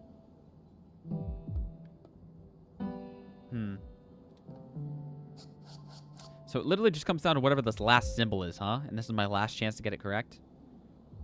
Oh boy.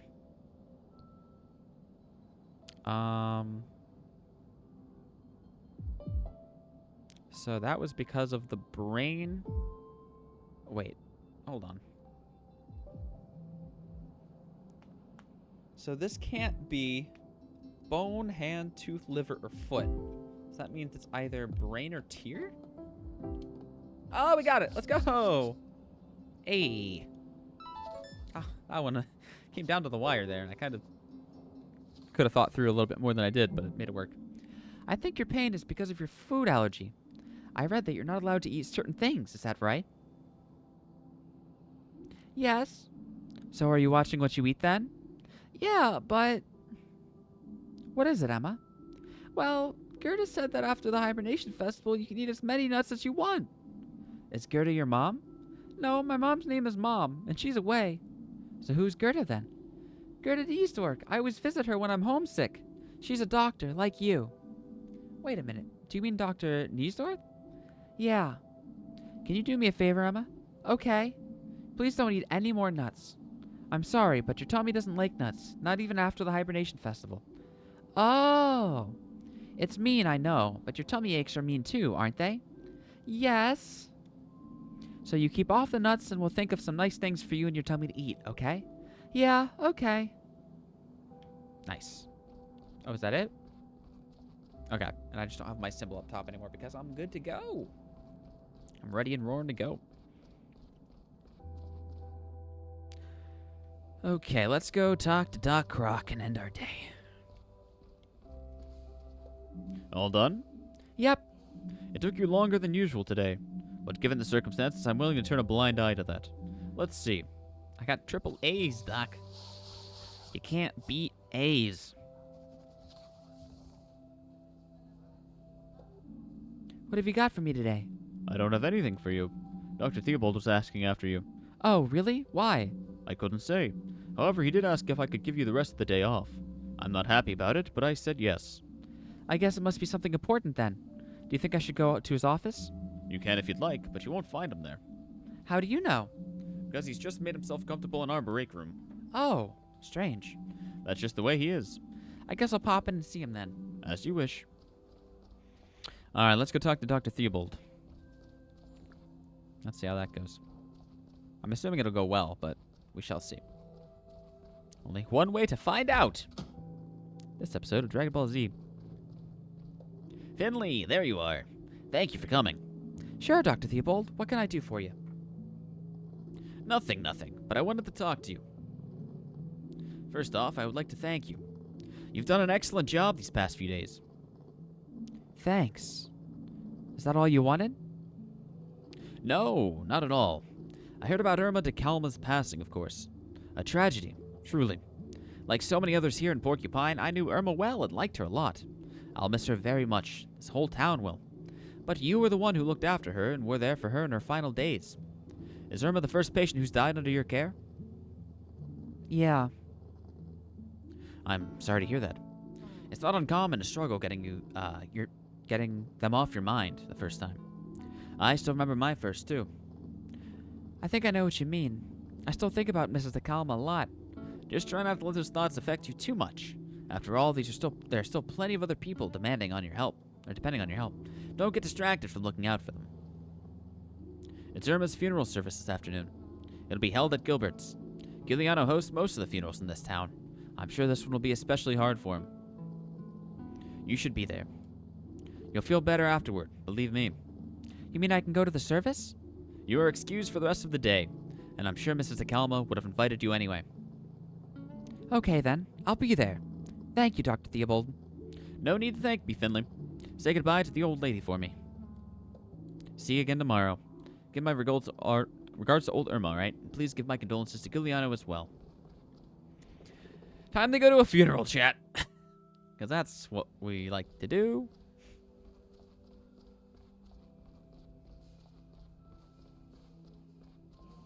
I'm still gonna take the stairs. I don't trust no stinking elevator.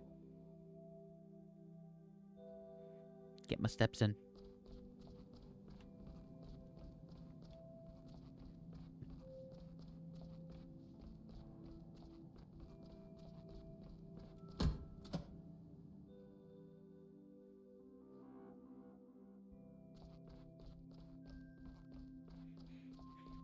Going straight away.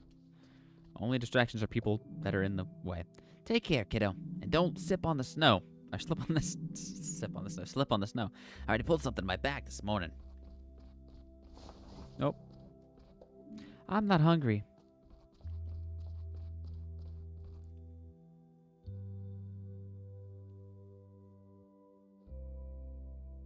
All right, evening time.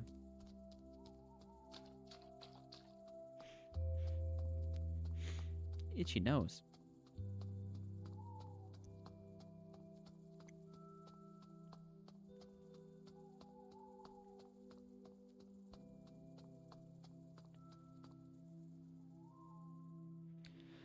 Okay, let's go say goodbye to Irma.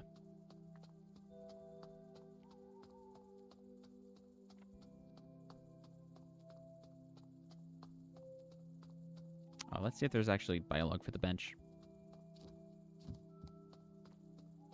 Just in case.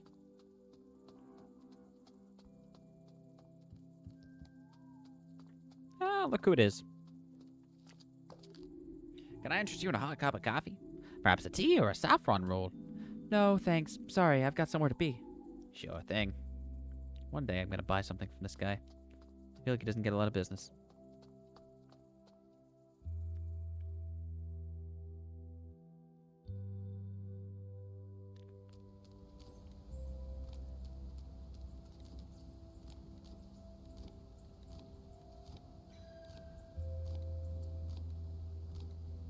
Here's the fountain. You don't seem to like the weather much either, do you? It smells a bit stale.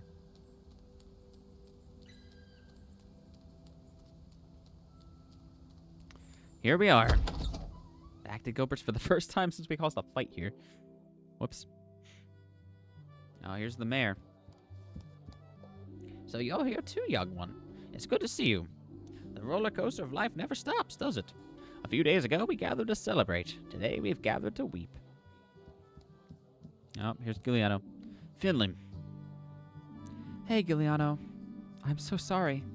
I wish I'd have more... Finley. It's okay. Thank you for coming. I know we haven't known each other long, but it means a lot to me. Please, make yourself at home. There's food and drink. Go ahead, take a seat. Just make yourself at home. Is there really nothing I can do for you? Come to think of it, there is one thing, actually. Anything you want. What is it? I think there's a colleague of yours here, too. He didn't hang around long. He just stood in the corner and didn't talk to anyone. Then I think he went out the back door. I haven't seen him since. Could you go see if he's still there? I checked myself, but I got my hands full. Sorry, here I am asking you for your help again. It's no problem, Giuliano. I'd be happy to do that for you. Thank you. Your colleague went through the bar and into the backyard. Do me a favor and check up. Okay. I'm sure Pina made the figurine. It's such a nice tradition. I'm proud of you, Pina. Yep. Did you know Irma? Of course. I loved stopping to chat to her during my rounds. She was always sitting at her window with a plate of cookies next to her. She always made me coffee on my cold days, too. I'd love one of her coffees right now. Sad. Irma, I can't believe she just died like that. It's so unfair. Oh, hi, Pina. Wow, you're here. Sorry, Finley. I know how much you liked Irma. How are you feeling? Are you okay? Yeah, I'm fine. Just happy I could be here today. Me too, even if it's a bit stressful for me. But I'd do anything for Irma. If there's anything I can do for you, just say, okay? Hey, Finley. Ted, you're here too. Of course, I've really fallen in love with this little bar. I didn't know there was a funeral today, and I didn't know the deceased at all. But I'd still like to be here for the wake. I'm sure Gillian will be glad to see you. I hope so.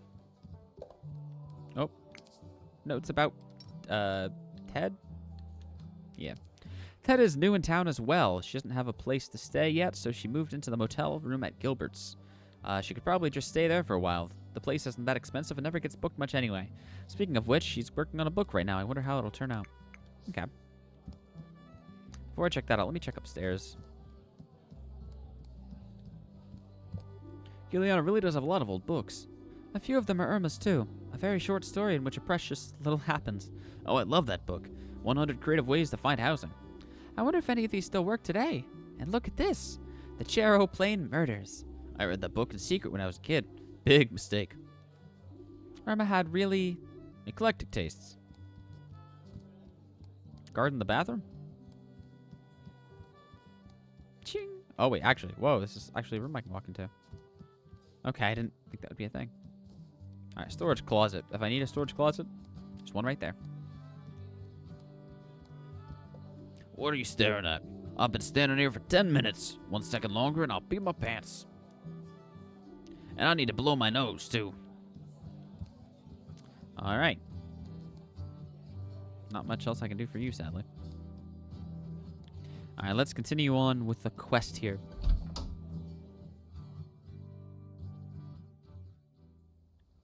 Ah! Look who it is. It's the janitor. Gregor, you're here too? You lost, kid. Don't you want to come inside? The service is about to start. No. There's food and drink too. Lots of people are here. Leave me alone. Okay. Please stop me on the way back. I still want to figure out what's going on with you. It's all my fault. Oh, he's blaming himself because of the leaky pipes. Oh, that's not good. What do you mean? I'm doing the best I can. I know the hospital relies on me. I'm the one who's supposed to look after it, after all. If the old lady hadn't gotten sicker, if that water damage hadn't happened, if I'd just taken better care of the hospital, then maybe she wouldn't have... This is my burden to bear. I'll never forgive myself. All those people in there. I see the way they look at me. They know it's my fault. It's not your fault. I felt the same way. I was the one treating her, right up until the end. I still believed she'd get better. I didn't want to face the fact that she was going to die. But in the moment she passed, I knew she was at peace with it. She was old, her body was weak, and she was happy. She didn't want people looking after her all the time. And that's okay. I did my best, and you did too. But sometimes things crumble and collapse anyway. Sometimes we have to say goodbye to people. Sometimes we can't help them. I'm going in now. You can come with me if you want. I can't. I'm gonna stay here. Okay. Oh, Donut Raid! Oh, welcome in, Raiders! Welcome. Tiny Donut Raid! Mar. Yo, who is that with the follow? Oh, it was Lynn? Thank you for the follow. Appreciate you. Welcome in, Donut and Raiders. Let me get you a shout out here. And then the slash command. There it is. For anyone that's new here, my name is MarfMan101, aka Marf. I'm a variety streamer. I do a lot of multiplayer and co-op gaming, and today we're doing Fall of Porcupine. As a heads up for this game, I'm pretty far into it, first of all, for anyone interested in it. And also, this game has gotten really, really sad. It's one of these life lesson-y type games. You play as this pigeon friend here named Finley, who works in a hospital as a new doctor. And it's been showing him moving to a new town, fitting in with all the townsfolk or not, and working at the hospital with all the patients he has there. And we just had a patient pass away on us. And so we are currently at the wake right now, talking to somebody who also blames themselves for the patient's death, Gregor, who works in the hospital. But yeah, Donut, no worries if you have to dip. This game is very, very nice, but it has a very heavy story to it, so be aware of that. So if anyone else has to raid and run, I appreciate it. Thanks for coming on in, and more importantly, thank you for supporting Donut.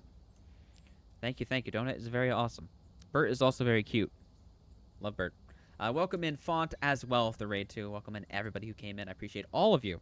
Font, I hope you're doing well. I keep up with you where I can in Eldon's Discord and stuff, wherever I see you chit-chatting.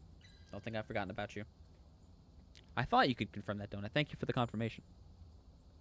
But anyway, for anyone wanting to avoid spoilers, we're going to start the game up again here. Keep going. And be sad a little bit, because it's okay to be sad sometimes. That's the way it is. Let me get some water, though, because I've been talking way too much with all this dialogue and not drinking water. I'm almost spilling it on me. Fun. Thanks for the assist, Sufio. Appreciate you.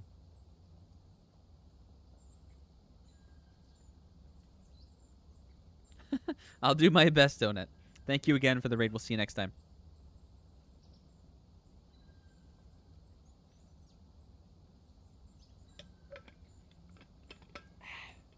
Cold water. Good, but cold. All right, let's get back to being sad, shall we, Chep? But if you change your mind, just know that you'll be welcome. Sure, whatever. I should go. I don't want to disturb the bereaved. You should do what feels right for you. No one's forcing you to stay.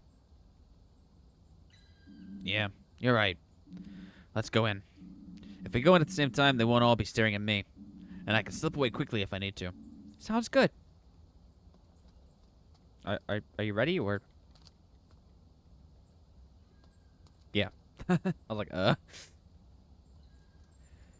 Alright. Oh! Look who else was out here. This kind of smoke break. So he heard that? So is that just going to cause drama for the hospital? Is he going to go to the press or something? I assume that's what's going to happen, because there's been all talk about, like, bad press publicity with this story. Irma used to pick me up from kindergarten. I think my mom ran a restaurant with her once. But that was a long time ago now. Alright, I think it's time for the wake, chap. So, did you find him? Yes, he's a janitor of the hospital, but he doesn't want to come in. I think he needs some time to himself. I got him to come in with me, though. I think we all do. I'm glad he's here, though. Speaking of which, how are you holding up? I'm coping. But please, let me know if there's anything I can do. I will, my friend. Please sit down. It's about to start. Let's do it. Dear guests, could I have your attention for a moment?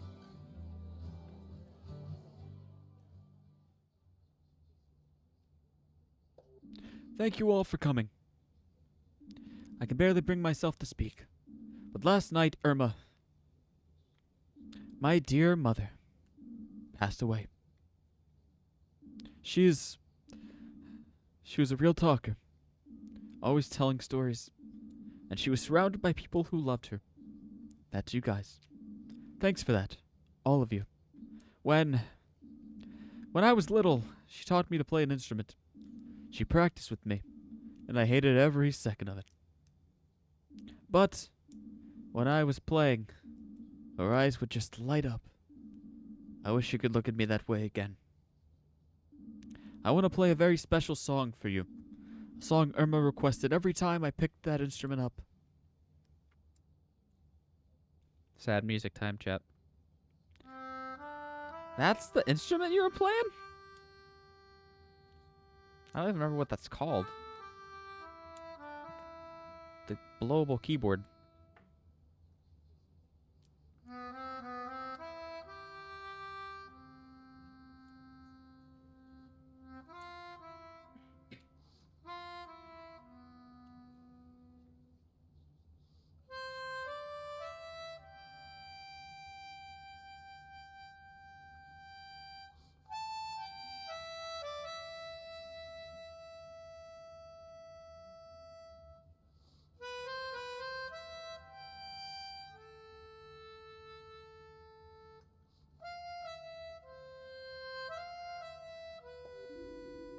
remember one day, it was really frosty when I delivered my letters. I slipped on a patch of ice. My whole mailbag fell into the river with all the letters still inside it. And I tore my cruciate ligament. Irma not only helped me fish every single letter out of the river, she even dried them, restored them, and delivered them for me. Irma worked with my parents in a restaurant. Things had been going downhill for a while. Then Irma came up with a new dish, rainbow beet gratin. It was a hit. Before long, it was the only dish anyone wanted. Irma and I used to play backgammon together every Thursday in the summer.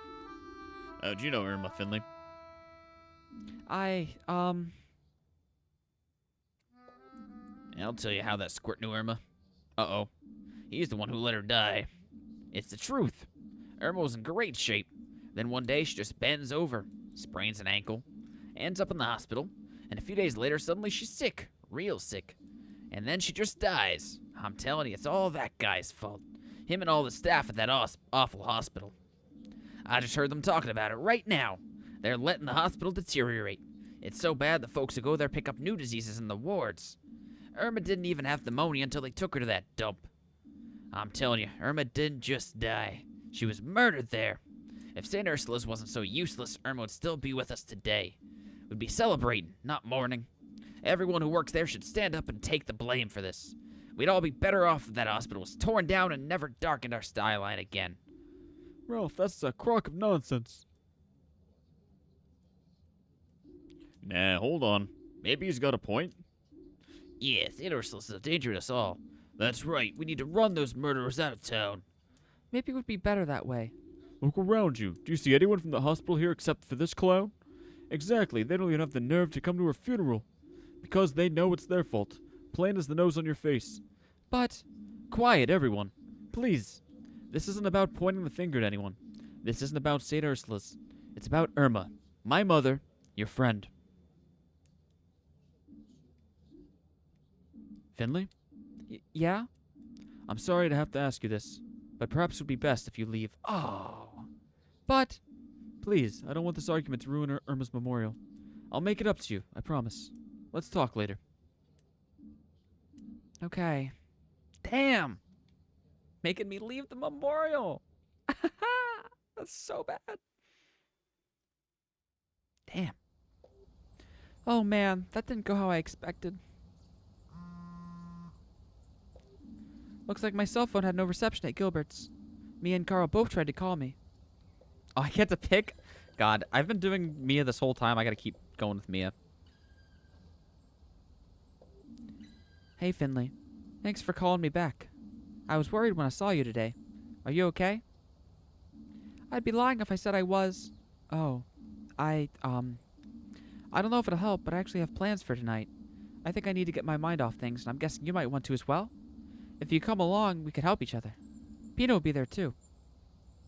Sure, why not? Cool. I just got off work. I'm sitting in the middle of the town square. Perfect, I'm heading your way now. Let's meet at the hospital entrance, okay? Alright, see you soon. Alright. Let's try to take our minds off it, shall we, chat? Just have a nice time. I hope your evening went better than mine. Well. Oh, boy. Some things just can't go right no matter how much you try, huh? Am I gonna get, like, beat up on my way to the hospital or something? I really hope not, but I could see it happening with the way the plot's been going.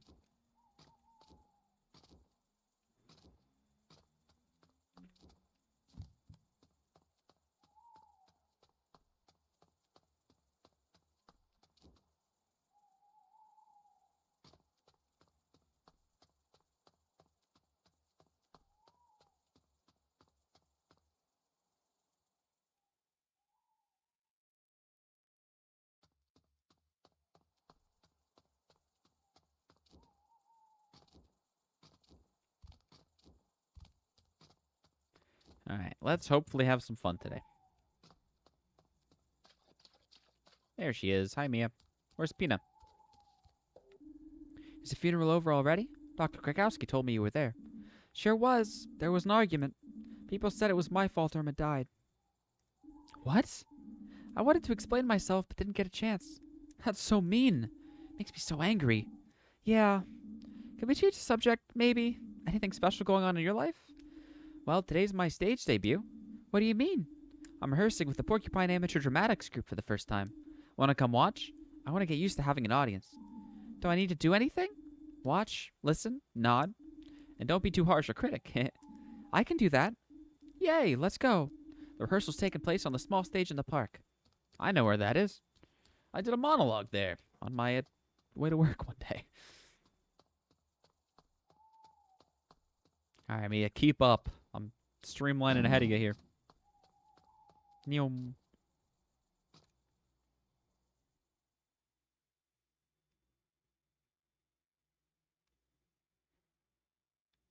Can't be if people were listening to him when he was talking about the hospital having killed her. And Giuliano should have stepped in more. She didn't go in because of a broken ankle. She went in because she was sick. That's a clear fact that they got wrong. That should have gotten cleared up immediately. Quite cringe, Your Honor. Right, anything over here? The bolted board area over here? Oh, this is where the stage is. Okay. Ah, a couple other people in the town. Nothing further over here? Okay. Let's do it. Hi, Pina. Mia, I'm so glad you came. And you brought Finley with you, too. Yes, I asked if you wanted to come. But just to watch. Watching? Nonsense. You're just in time. One of our members dropped out today. Caught a flu at the Hibernation Festival or something. Oh no, can we still rehearse without them? Sure we can. You've brought the perfect replacement. But... Oh yes, Finley, please say you'll join in. I'm sure that's just what I need to feel more comfortable in my first role. You love acting, Finley. All right. Yay! Woo! I was in a theater group in elementary school, but I might be a little rusty. What's the play? Will it even work with someone new in the role? That's what's so great. We're an improv troupe. Oh, God. We'll give everyone a role at the start of the show, then just see what happens. And tonight we've got something very special in store. A terrible crime that needs solving. Mwahaha. I'm scared already. You're telling me. And you, Finley, are going to be our detective, the private eye. The guy who is a little too tough for the police. You're basically the referee. It'll be great practice for the rest of the group. Oh, okay. I hope I can pull this off. I know you can. This is going to be great. Is everyone ready? Yep. I'm already pumped to hit. Let's go. So improv, so I get to pick the options for a lot of these things here. All right, you've all been given a brief on your roles. Any questions? Good. Folks, we've got 2 new additions today. So to celebrate, I've come up with something special. Listen up, everyone. We open on an old hospital. Oh, don't do this. It's 6 in the morning. There's a storm outside. The rain is coming down in buckets as, one by one, you enter the building. Shortly after the shift begins, we hear the chief physician's voice breaking into a horrifying scream. Oh, Ah! Come on, you can do better than that. Let me feel your terror. Ah! Much better. A body has been found in the chief physician's office. But it's not just any body. It's the body of the chief physician's personal assistant. You gather in the break room. The fresh coffee is still bubbling in the pot when the door flies open once more. Into the room strides none other than the city's most famous detective. Finley, that's your cue.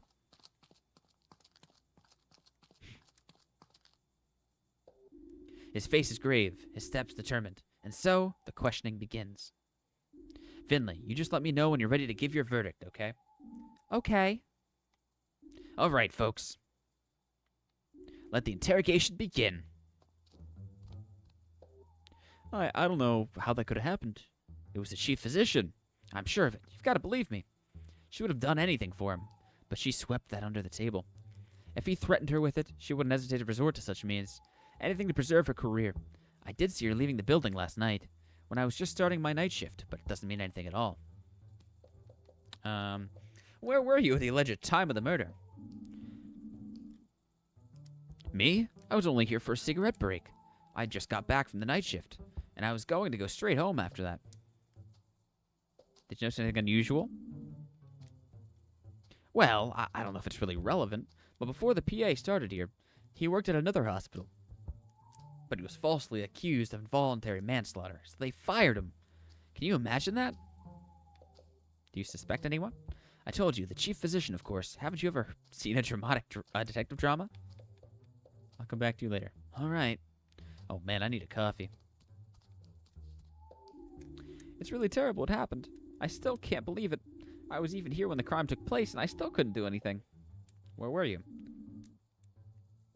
I always come in extra early, because I like to work in peace before the hustle and bustle starts. So I sat in my office all morning, going through patient records. I haven't been here long. I was eager for a fresh start after my previous hospital, and I get along very well with everyone here, but I'm still trying to get up to speed. Anything unusual? As you may already know, I'm pretty new here, so I probably wouldn't even notice if there was something out of the ordinary. But maybe that'll help you provide a more objective view than your colleagues. Yes, I suppose so. I don't want to make any false accusations, but there is one thing as it happens. The chief physician came to see me a few days ago. She asked me to keep an eye on the janitor. I think he was seen hanging around my floor a few times, heading into the storeroom. Some people suspect him of stealing medication. And have you noticed anything? No, I've never seen him there. But maybe the murder victim caught him in the act. I wouldn't wish that on anyone, truly. Okay. This is the same. Okay. Oh, I've seen the ambulance driver. I've seen him in the quarters a few times, but apart from a friendly nod here and there, we've never really interacted. Get back to you later. I'd love to help, but I've been busy all morning. Where were you? Busy, eh? With what? Sometime last night, that damn pipe in the basement burst again. That's the third time this month. Not that anyone cares. And everything's always underwater. So I spent the whole morning on my hands and knees down there, tinkering around. And then I thought, what's that strange object in the water? And hey, presto, I had the murder weapon in my hand. Not that I knew it at the time, honestly. Obviously. Did you notice anything else? I don't know if this is relevant, but I talked to the guy a lot. Out on the stairs after work, he's the only guy here that smokes apart from me, see? Oh, is that so? 2 days ago, he was saying some weird stuff. Thought someone's following him, stuff like that. I managed to calm him down, told him he was imagining it. Turns out he wasn't. Alright, thanks for the tip. Do you suspect anyone? Maybe the ambulance driver? He was always kind of weird when it came to the PA. I saw him sitting in front of the guy's office again yesterday. Don't know if that helps. What do you think of the ambulance driver? We used to smoke together. That was pretty nice, actually. He's quit now, so we don't see each other that often anymore. But he's also been a little weird recently. Maybe he wants a new job or something, but he's been chasing the PA around a lot. Tell me about the new doctor. I think she's avoiding me, but I don't know why. Come back later. You don't understand how awful it was. If it were just a dead body, I wouldn't have been so shocked. I've seen more than a few of them over the course of my career. But in my office? Before my third cup of coffee? What's the world coming to? How am I doing, Finley? Am I convinced? You're doing great, but you need to stay in character. Oh yeah, oops. Ahem. I'd like to ask you about the incident. Yes, of course. I think we all want to get to the bottom of this. And as soon as possible, too. Where were you? I'm busy, so keep it short. Very well, I'll be brief. Where were you when the incident happened? I wasn't in the building at the time of the incident. I'd already left early yesterday evening. I always try to get here as early as possible as a rule. That way I can finish the day's work early, too. Only today my car broke down, so it didn't arrive until the same time as the rest of the staff. The breakdown service took forever. Maybe that was lucky for me in the end. Otherwise, it could have been me lying there on that floor. Horrible. That does rule me out completely as a suspect, though. I see. Is there anything else you'd like to add? I just can't stop wondering what had to happen at my office of all places, and how. The only person with a key besides me was my assistant. And we couldn't stand each other. I don't know what he was doing in my office. As far as I know, he was never in my office unless I was there, too. His key was only for emergencies. Do you suspect anyone? If you ask me, it was the nurse, anyway. My PA made some nursing cuts a few weeks ago, and I've heard nothing but complaints ever since. She also has a penchant for being unprofessionally emotional, if you know what I mean. Okay. That's the same question I just asked. Something about your statement makes me wonder. You told me earlier that you and your PA couldn't stand each other, correct? That's correct. Interesting, especially as I've heard from various sources that the two of you got along very well.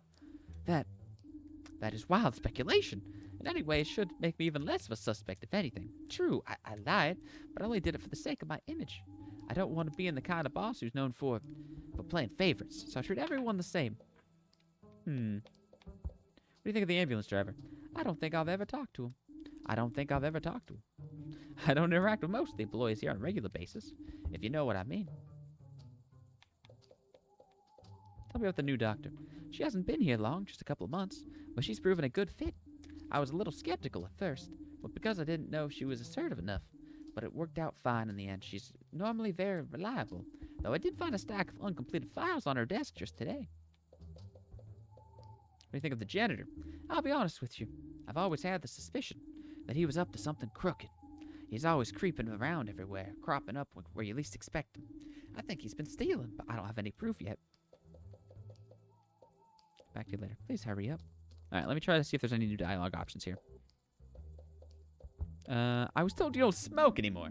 You said you were taking a cigarette break, but you don't smoke anymore, do you? I'm not a murderer.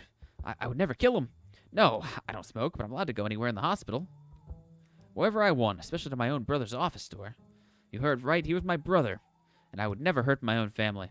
I'd rather kill myself. He may not have wanted to see me, but I can't help it. That he died before he could change his mind.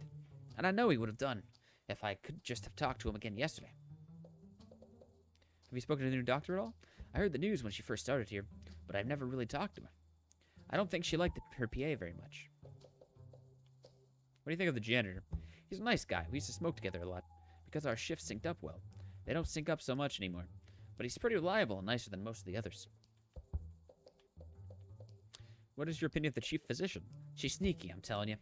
Thinks she's so much better than other people, just because she could boss us all around. I'm surprised she wasn't kicked out years ago. She's just a bad influence on everyone else. Get back to you later. Chief physician's story makes me wonder. Do you know how your chief physician felt about her assistant? And where she was today? I don't know what kind of relationship my boss had with the PA, but she always leaves the building at the same time on Mondays. I think it's because she wants to catch that show about doctors on TV, which is always on at that time. That's what somebody told me once, at least. I don't know if she's a suspect, but I think she's a smart woman. I don't think she would have killed anyone in her own office, where she'd be one of the most obvious suspects. That's just my opinion. She was cursing her head off when she read this morning because her car broke down. I saw them towing it away. Okay. You said you got along with all of them, yet I've heard differently. I've been reliably informed that you didn't have a good relationship with the murder victim. I've never tried to hide it. Maybe not everyone knew, but that suited me just fine. Yeah, me and the PA, we clashed pretty often. He didn't always agree with my methods and opinions. And yeah, sometimes that made me angry. But angry enough to kill him? I'd never do that. No one gets along with every single one of their colleagues, and I'm no exception. That's normal. You ever speak with the ambulance driver? I've seen him in the corridors a few times, but apart from the friendly nod here and there, we've never really interacted. Are you getting along with your chief physician? At the risk of sounding like a phony, I respect her very much and I'm glad to have the opportunity to work under her. I think I can still learn a lot from her. What do you think of the janitor? I mainly stay out of his way, since my boss pointed out her suspicions to me. I know she said to keep an eye on him, but I just always get the shivers down my spine at the sight of having dealings with a criminal. Back to you later.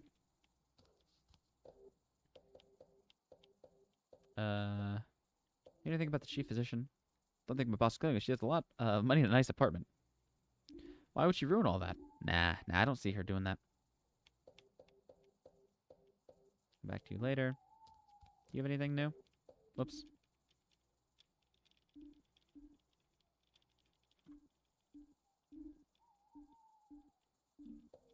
Alright. The ambulance driver was the brother of the victim? Did I know they were related? Of course, I hired him after all. I'm not stupid.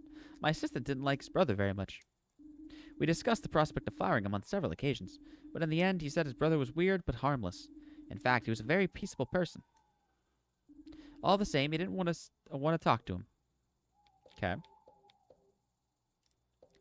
Come back to you later. Let me do another lap here. Is there anything new? Whoops. Damn it.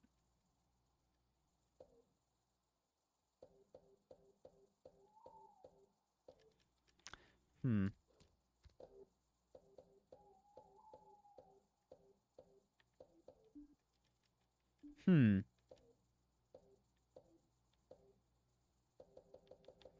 I feel like I've gone through most of the dialogue now, but I'm not anywhere closer to knowing. Where were you at the time? Busy. Pipe the basement. Oh, thinking around. What's that I thought? Search object for water. And the murder weapon. What is the murder weapon? Get back to you later. So it was in the murder weapon was in the basement. No, I couldn't stand him. That doesn't make me a murderer. If I went around wanting to murder people, I'd have started actually doing it a long time ago. Not saying that I did. Fact is, I wasn't, he just wasn't a nice guy. Ask the doctor. She'll tell you. He really had it in for her. That's more of a motivation to kill him than I've ever had. Besides, I was on duty on another ward all night, so I couldn't have killed him anyway. I have some questions for you. Like I said, I was on duty. I don't know exactly when he was killed, but you're welcome to talk to all the patients on the ward. I spent a lot of time there that morning, having a very long conversation with the woman in room 7. She didn't feel very well, and she really wanted to talk to somebody about it, not to mention giving them her whole life story. Notice anything unusual. I remember wondering about the light that was on in the chief physician's office, though that was sometime in the early morning. Do you suspect anyone? No, I didn't see anyone. Or, wait. The janitor. I saw the janitor on that floor. He said that he was looking for a ladder for some repair work. Unfortunately, I couldn't help him. I had my hands full myself that morning. Did the new doctor really get along with everyone? Because I heard differently. The new doctor? I don't know. I wasn't really that interested either. I just overheard that she and the PA clashed a lot. Maybe it had something to do with the fact that they came here from the same hospital. The name was similar anyway, but whether they knew each other back then, I have no idea. It's a while since the PA left there. I ran into her several times yesterday. She said she wanted to move some files from her office into other offices. She spent all morning carrying boxes around. I heard someone complaining that it was implied that you might have had a motive after all, namely a personal dislike combined with the nursing cuts. I already told you that I didn't like him, but that doesn't mean I killed him. Being temperamental doesn't mean that I'm a murderer. Yeah, you made the nursing service even worse than it already was, and I could have laid into him about it then. But did I do it? No. Am I sad that he's dead? No. I'm still not a murderer. What do you think of the ambulance driver? I don't know who that is. Did you never have any contact with each other? No, never. You know, a hospital like this is a big place. If I ran around the building all day trying to make friends, do you know what would happen then? We'd have a lot fewer patients and a lot more funerals. That's what. What do you think of the chief physician? I mean, she's my boss. What more can I say? More than that. Tell me about the new doctor. We work on the same ward. The only thing I really remember was that the PA gave her a lot of shtick. Most of it was uncalled for, but I have no idea if she had a problem with that. What do you think of the janitor? We get along all right. He's quite a nice guy. Not very talkative, but I think we both just enjoy not having to talk for a change. I often think that the hospital would collapse without him.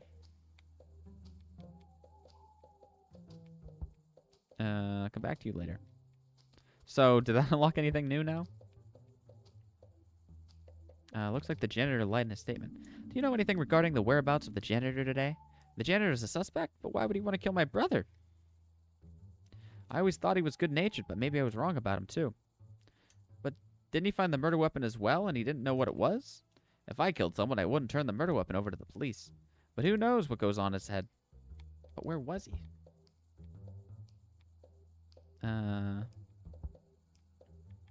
What can you tell me about the nurse? Busy most of the time, but I get along just fine. She smiles at me in the hallway, so I think she believes that too. Okay.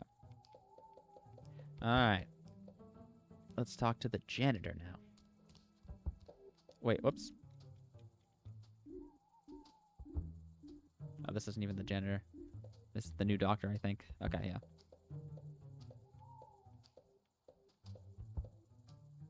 Come back later.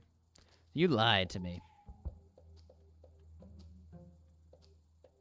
So you were really in the basement all morning? I've been asking around a bit here, and several people said they saw you. What? The nurse saw me? I was just fetching some tools like she thought, honestly. Okay, I wasn't. I confess. I snuck out of the basement, but I didn't kill him. Sometimes I take medication from the hospital. Only a little, it's just also expensive. So sometimes I take things that nobody needs anymore anyway. That's why I was in the ward, but that's the only reason. Come back to you later.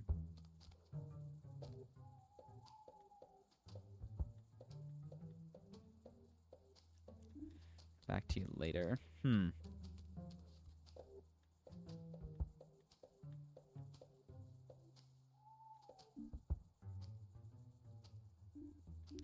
Okay, I've already done that one.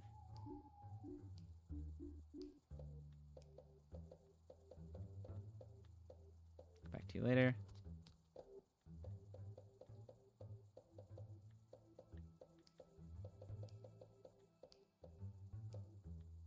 Back to you later. Hmm.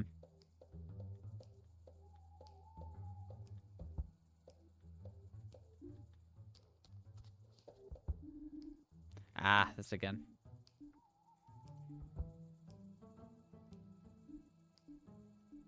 So,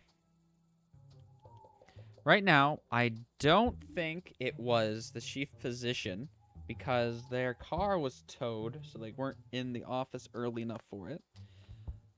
I don't think it was the janitor because he did lie about the pills, but he handed in the murder weapon. So I think I'm going to say it's not either of those people right now. Let me double check these three. Where were you? Coming early. Going through records. Getting along with everyone.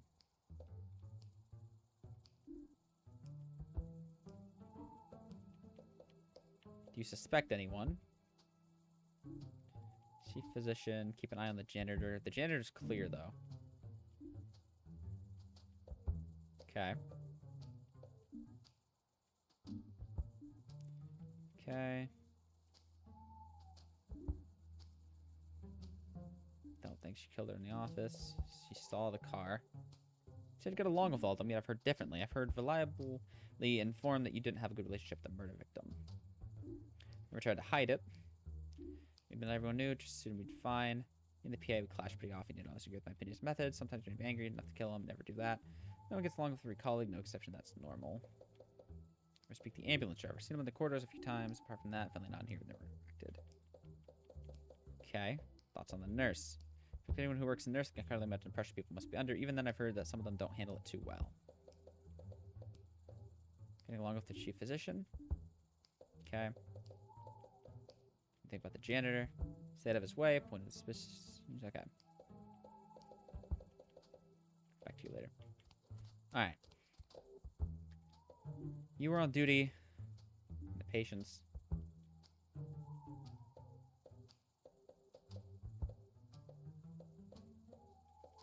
So what is your alibi again?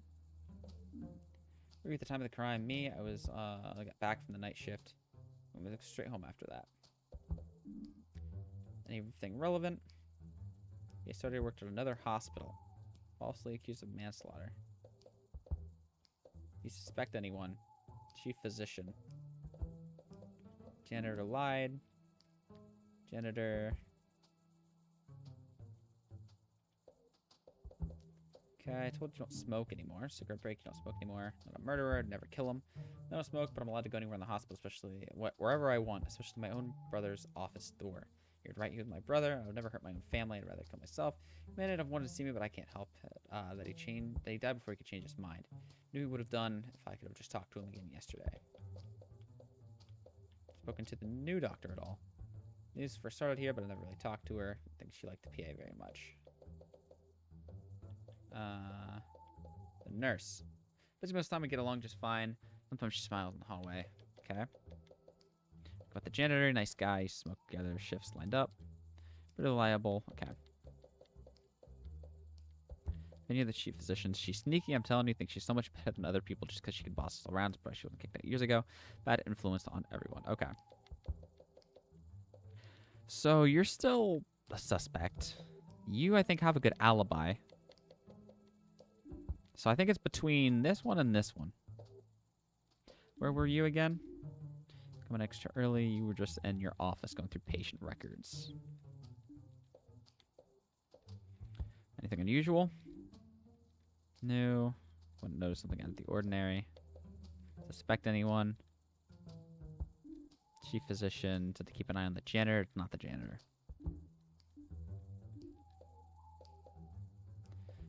Chief physician felt about our assistant. On the relationship, please symptomize for the TV show. Okay.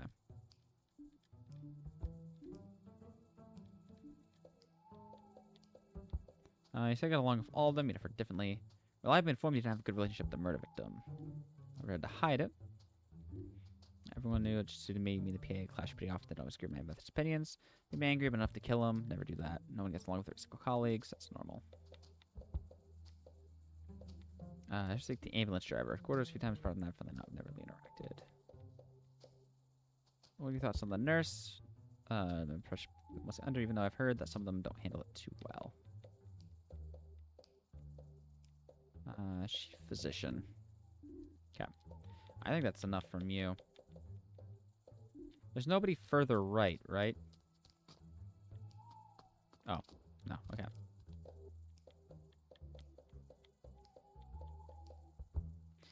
Driver was actually the victim.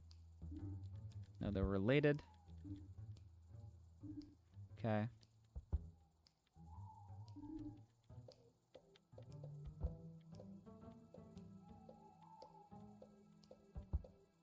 Alright. I'm gonna say it's the bird. I don't know what else to say. I've exhausted all the dialogue, and I don't think I have anything conclusive.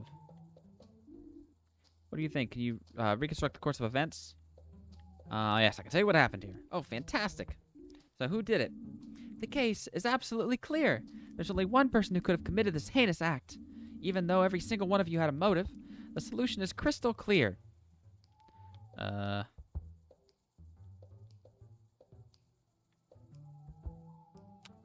Wait, so it's not the chief physician.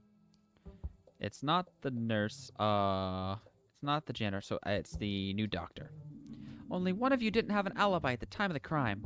The chief physician wasn't at the hospital because of her car had broken down. Her only lie was that she did actually like her PA. The car was towed into the parking lot and seen by plenty of witnesses. That leaves 4 other suspects. The nurse's alibi is airtight. She was on duty in the entire night she attested to by several witnesses, including the janitor, and besides, she isn't temperamental at all. In reality, she's covering for someone else on her team. Unlike the janitor who has an alibi, only his alibi was a lie. Yes, he lied, but not because he committed the murder. In fact, he snuck into the nurse's ward to steal medication, which is also illegal, but not the crime we're looking for. That leaves us with 2 more suspects, the new doctor and the ambulance driver. The ambulance driver had a clear motive. After all, the murder victim was his brother, a brother he didn't love and who didn't want anything to do with him. However, at the time of the murder, he was sitting outside his brother's office, waiting for him, as witnessed by the janitor. Now, all of this may seem like a stab in the dark, pardon the pun, but there's only one person who lied about their alibi, and that person is the new doctor. She claims she was in her office all morning correcting files. A rookie mistake. The nurse saw her carrying boxes around the hospital all morning. So why would she lie? The answer is obvious. Because she was the one who committed the murder. Why, you ask? The answer is quite simple. She and the PA had history. And not just any history, she was involved in the incident that lost the PA his previous job and followed him to this hospital, driven by bitterness and revenge. But I still have one question, good doctor. That you committed the crime is clear for all to see. But why did the PA have to die? I don't know what you're talking about. These are all baseless lies. I left my office to move some files. It just slipped my mind in all the excitement. So, if we were to look through those files, would we find them completed? You did spend the whole morning on them, after all. I admitted I had trouble concentrating that morning. So much trouble, in fact, that you haven't even started on a single one of the files you claim to have completed. The chief physician noticed this herself. Perhaps you should have come up with a better alibi. I can't believe you think I'm so stupid. The sheer audacity. My last murder was so challenging that not even the police could solve it. What should have been my masterpiece was instead attributed to an idiot's. And you have the nerve to call me stupid? The last murder? Aha! And so we are presented with the solution to our riddle. The PA was fired from the hospital where she worked because he was suspected of involuntary manslaughter. But nothing could ever be proved against him because he didn't do it. Ironic, then, that this false accusation has now led to his own demise. You committed the perfect murder, and instead of getting away with it, you followed him all the way here just to get revenge? You wouldn't understand how an artist's mind works. He stole my work, and when I saw him snooping around the chief physician's office, it became clear he was nothing but a phony. He'd only have done the same thing again, rested on other people's laurels. Well, you'll certainly have plenty of time to rest on your laurels. In prison! Thank you, Zufio. That was very confusing. I can't believe I got it right. I am not good at those kind of things.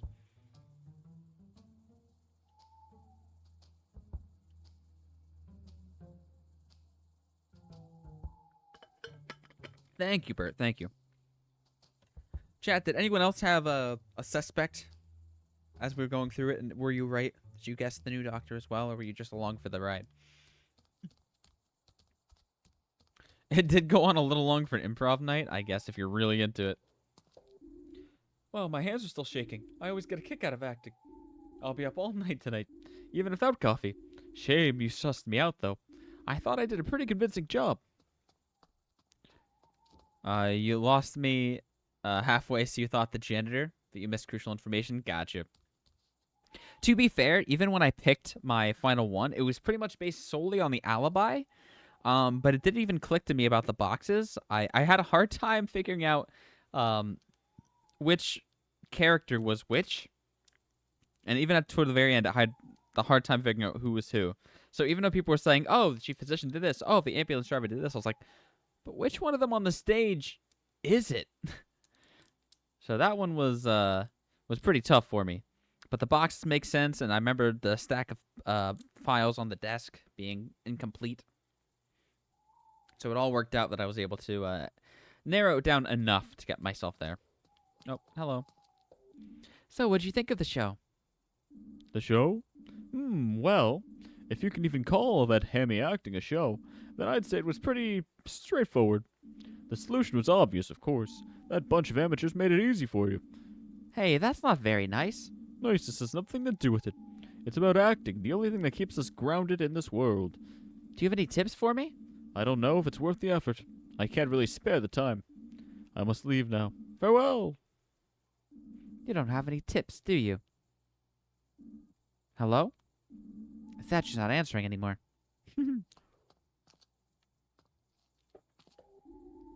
That was great, Finley. Oh, that's it? Okay. Hi, Mia. Phew, that was exciting. My knees are still knocking. The way you solved that murder, awesome. I'm gonna get going now. What about you guys? I'll stay here in the fresh air for a while longer. Finley, do you have a moment? All right, get home safe then. Night-night, crime busters. Gonna hang out with Mia for the night. Hanging out on the stage. I didn't know it was about a murder. Sorry, I hope that wasn't too much for you.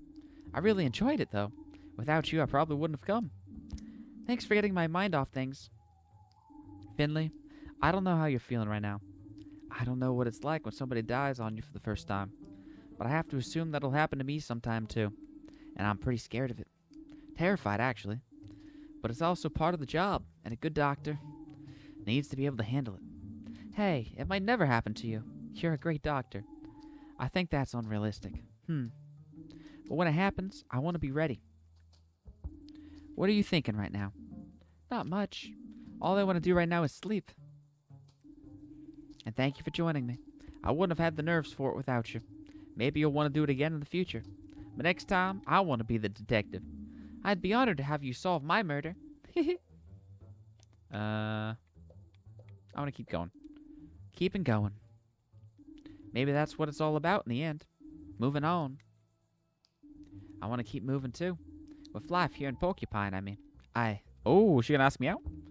I think I like it here. Oh, close.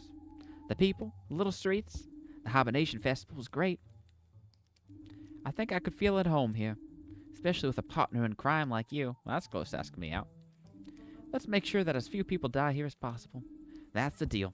Deal? Yes. Deal. Alright, that works out. No romantic adventures. But comfort that we belong in this town, no matter what. Achievement! All the world's a stage. Rehearse with the theater troupe. Nice.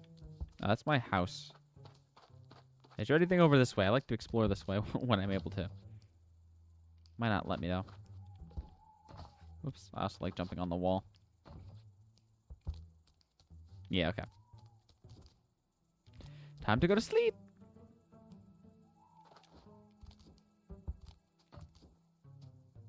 Up. I can't wait to get a good night's sleep. Good night, world.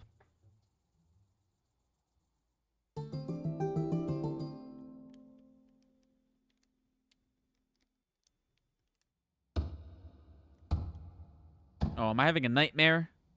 Again? Or was that a knock on my door?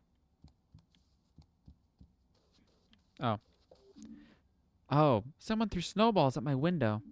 I hope it wasn't my old houseplant back for revenge. I hope it wasn't somebody who knows where I live and knows this is my house. All right. But either way, chat, I think that's a good place to wrap it up for today. We've had a lot of roller coaster of emotions. Some good, some bad, some ugly. But overall, we've had a good time. The ball's bouncing against me still. Yeah, and I think we're probably getting close to the end of the game. We probably have 1 or 2 more streams of this. So we'll finish it up in 1 or 2 weeks, probably.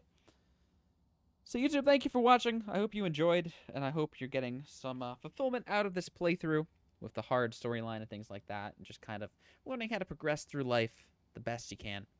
So thank you so much for watching. Remember to like, comment, subscribe, all that good stuff if you so choose. I'll see you next time. I love you. Bye-bye, YouTube.